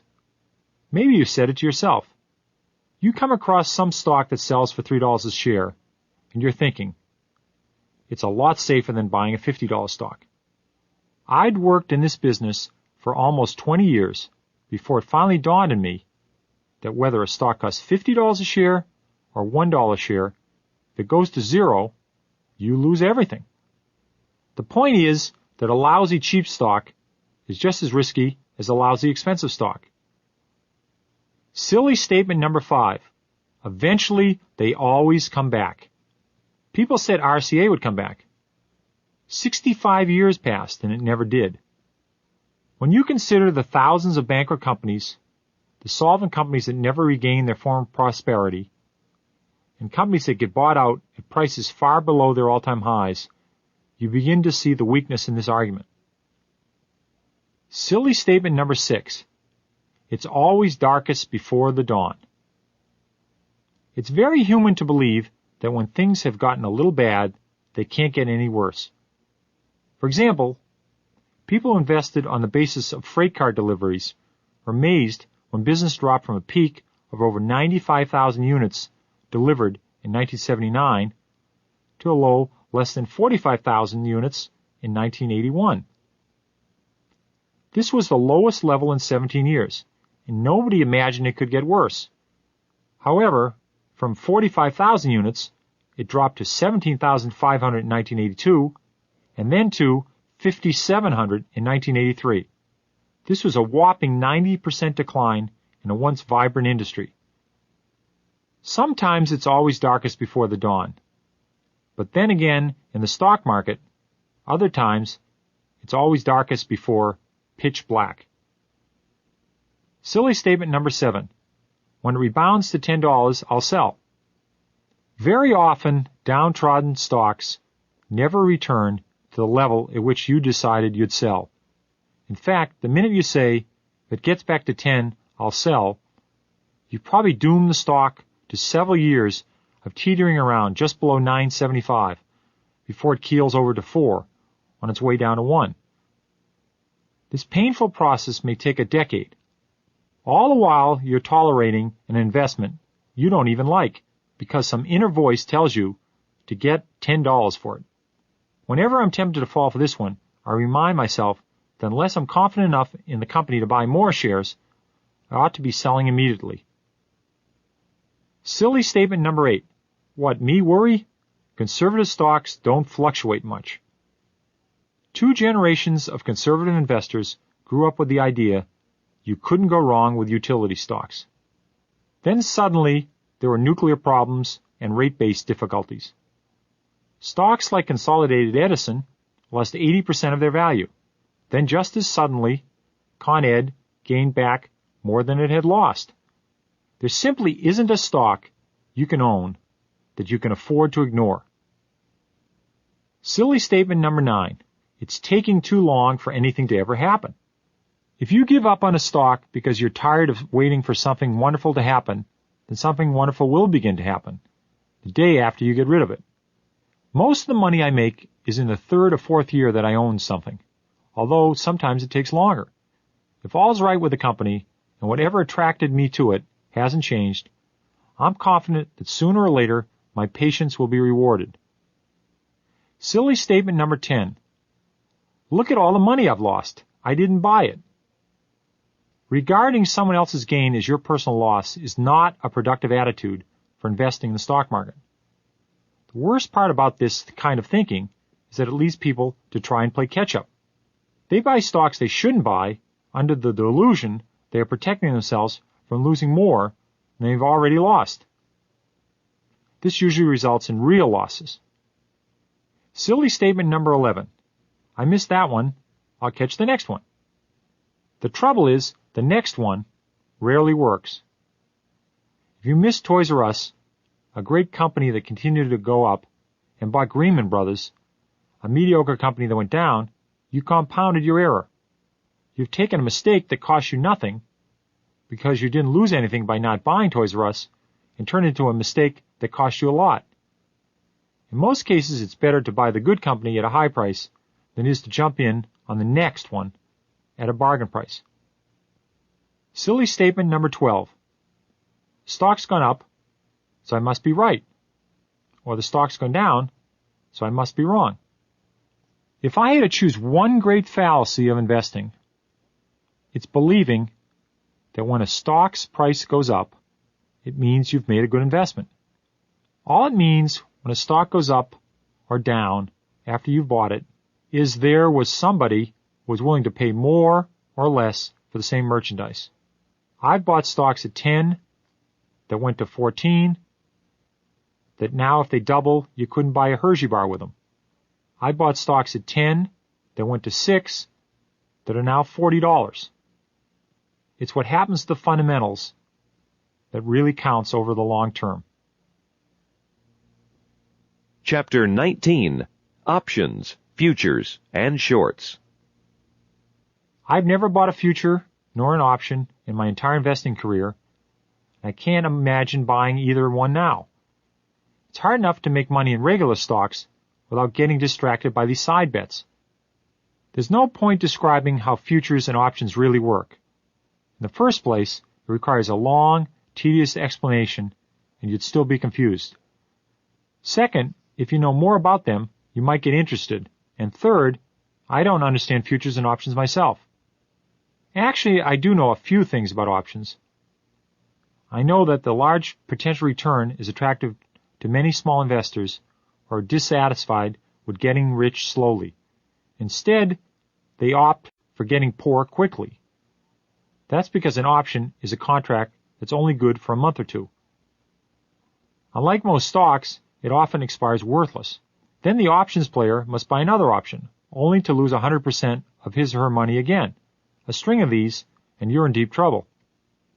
When you buy a share of even a risky stock, you are contributing something to the growth of the country. That's what stocks are for. In the multi-billion-dollar futures and options market, none of the money is put to any constructive use. It doesn't finance anything more than the cars, planes, and houses bought by the brokers and the handful of winners. You've probably heard the term shorting a stock. This enables you to profit from a stock that's going down. Shorting is the same thing as borrowing something from the neighbors, selling the item, and pocketing the money. Sooner or later, you go out and buy the identical item and return it to the neighbors. What the shorter hopes to do is sell the borrowed item at a very high price, buy the replacement at a very low price, and keep the difference. There are some serious drawbacks to going short. During the time you borrow the shares, the rightful owner gets a dividend and other benefits. Also, you can't actually spend the proceeds you get from shorting a stock until you paid the shares back and closed out the transaction. You're required to maintain a sufficient balance in your brokerage account to cover the value of the shorted stock. None of us is immune to the panic we feel when a normal stock drops in price, but our panic is restrained by our understanding that the stock cannot go lower than zero. If you shorted something that's going up, you begin to realize there's nothing to stop it from going to infinity, because there's no ceiling on a stock price. Stocks that are supposed to go down but don't remind me of the cartoon characters who walk off cliffs into thin air. As long as they don't recognize their predicament, they just hang out there forever. Before I continue with the last part of this program, let me remind you of the following points dealing with the long-term view. Market declines are great opportunities to buy stocks in companies you like. Different categories of stocks carry with them different risks and rewards. Stock prices often move in opposite directions from the fundamentals, but long-term, the direction and sustainability of profits will prevail. Just because a company is doing poorly doesn't mean it can't do worse. Just because the price goes up doesn't mean you're right. Just because the price goes down doesn't mean you're wrong. Stalwarts with heavy institutional ownership that have outperformed the market and are overpriced are due for a rest or a decline. Buying a company with mediocre prospects just because the stock is cheap is a losing technique. Companies don't grow without a reason. Fast growers don't grow quickly forever. You don't lose anything by not owning a successful stock, even if it's a 10-bagger. Don't become so attached to a winner that complacency sets in and you stop monitoring the story. If a stock goes to zero, you lose just as much money whether you bought it for $50 or for $2 a share. You lose everything you invested. You can improve your results by careful pruning and rotation based on fundamentals. When stocks are out of line with reality and better alternatives exist, sell and switch into something else. If you don't think you can beat the market, buy a mutual fund and save yourself a lot of extra work and money. You can miss lots of 10-baggers and still beat the market. I have. Chapter 20. 50,000 Frenchmen Can Be Wrong. Thinking back over the years, I remember several news events and their effects on the prices of stocks, beginning with President Kennedy's election. I was 16 in 1960, and I had already heard that a Democratic presidency was always bad for stocks. I was surprised that day after the election, the market rose slightly. During the Cuban Missile Crisis, the one and only time America faced the immediate prospect of nuclear war, I feared for myself, my family, and my country. Yet the stock market fell less than 3%. 7 months later, when President Kennedy forced the steel industry to roll back prices, I feared for nothing. But the market had one of its largest declines in history, 7%. I was mystified that the potential of a nuclear holocaust was less terrifying to Wall Street than the president's meddling in the steel business. The great events of the 1970s and the market reactions to them were as follows. Nixon imposes price controls. Market up 3%. Nixon resigns. Market down 1%. Ford's Whip Inflation Now buttons were introduced. Market up 4.6%. IBM wins a big antitrust case. Market up 3.3%. The decade of the 70s was the poorest for stocks since the 1930s, and yet the major one-day changes were all upward on the days just mentioned. The event of most lasting consequence was OPEC's oil embargo of October 19, 1973. This helped to take the market down 16% in 3 months and 39% in 12 months. It's interesting to note that the market did not respond to the significance of the embargo at the time. It actually rose 4 points on that day and climbed an additional 14 points before starting its dramatic fall. This demonstrates that the market, like individual stocks, can move in the opposite direction of the fundamentals over the short term. The 1980s have had more days of exceptional gains and losses than were seen in all the other decades combined. In the big picture, most of them are meaningless.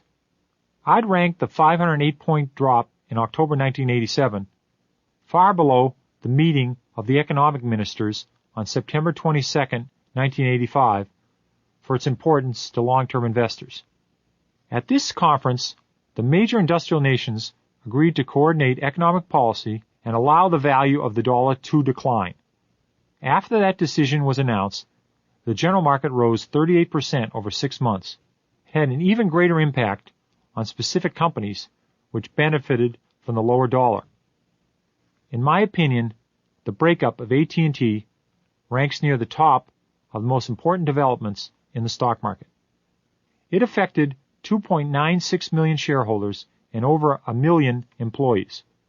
The wobble of October 1987 doesn't even rank in my top 3. Lately, I've been hearing that the small investor has no chance in this dangerous environment. I've been hearing that the era of professional management has brought new sophistication and intelligence to the stock market. There are 50,000 stock pickers dominating the show, and like the expression, 50,000 Frenchmen can't be wrong, they can't possibly be wrong. From where I sit, I'd say the 50,000 stock pickers are usually right, but only for the last 20% of a typical move.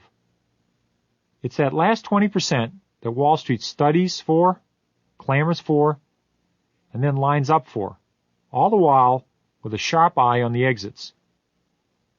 The idea is to make a quick gain and then stampede out the door. Small investors don't have to fight this mob. They can calmly walk in the entrance when there's a crowd at the exit, and they can walk out the exit when there's a crowd at the entrance. I've been hearing that the 1987-88 market is a rerun of the 1929-30 market, and we're about to enter another Great Depression. So far, the 1987-88 market has behaved very much like the 1929-30 market. But so what? If we have another depression, it won't be because the stock market crashed, any more than the earlier depression happened because the stock market crashed. In those days, only 1% of Americans owned stocks. The earlier depression was caused by an economic downturn in a country in which 66% of the workforce was in manufacturing, 22% was in farming, and the service sector was only 12%.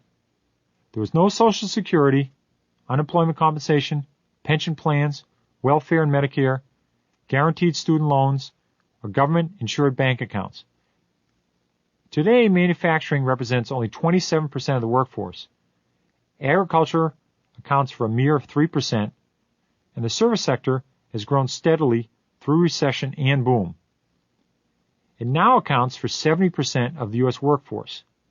Unlike the 30s, a large percentage of people now own or have equity built up in their own homes. The average household now has 2 wage earners instead of 1, providing an economic cushion that didn't exist 60 years ago. If we have a depression, it won't be like the last one. Every day I hear that major companies are going out of business. Some of them are. But what about the thousands of smaller companies that are going into business and providing millions of new jobs? As I make my usual rounds, I'm amazed to discover that many companies are going strong. Some are actually earning money. If we've lost all sense of enterprise and our will to work, then who are those people who seem to be stuck in the rush hour? Frequent follies notwithstanding, I continue to be optimistic about America, Americans, and investing in general. When you invest in stocks, you have to have a basic faith in human nature, in capitalism, in the country at large, and in future prosperity in general.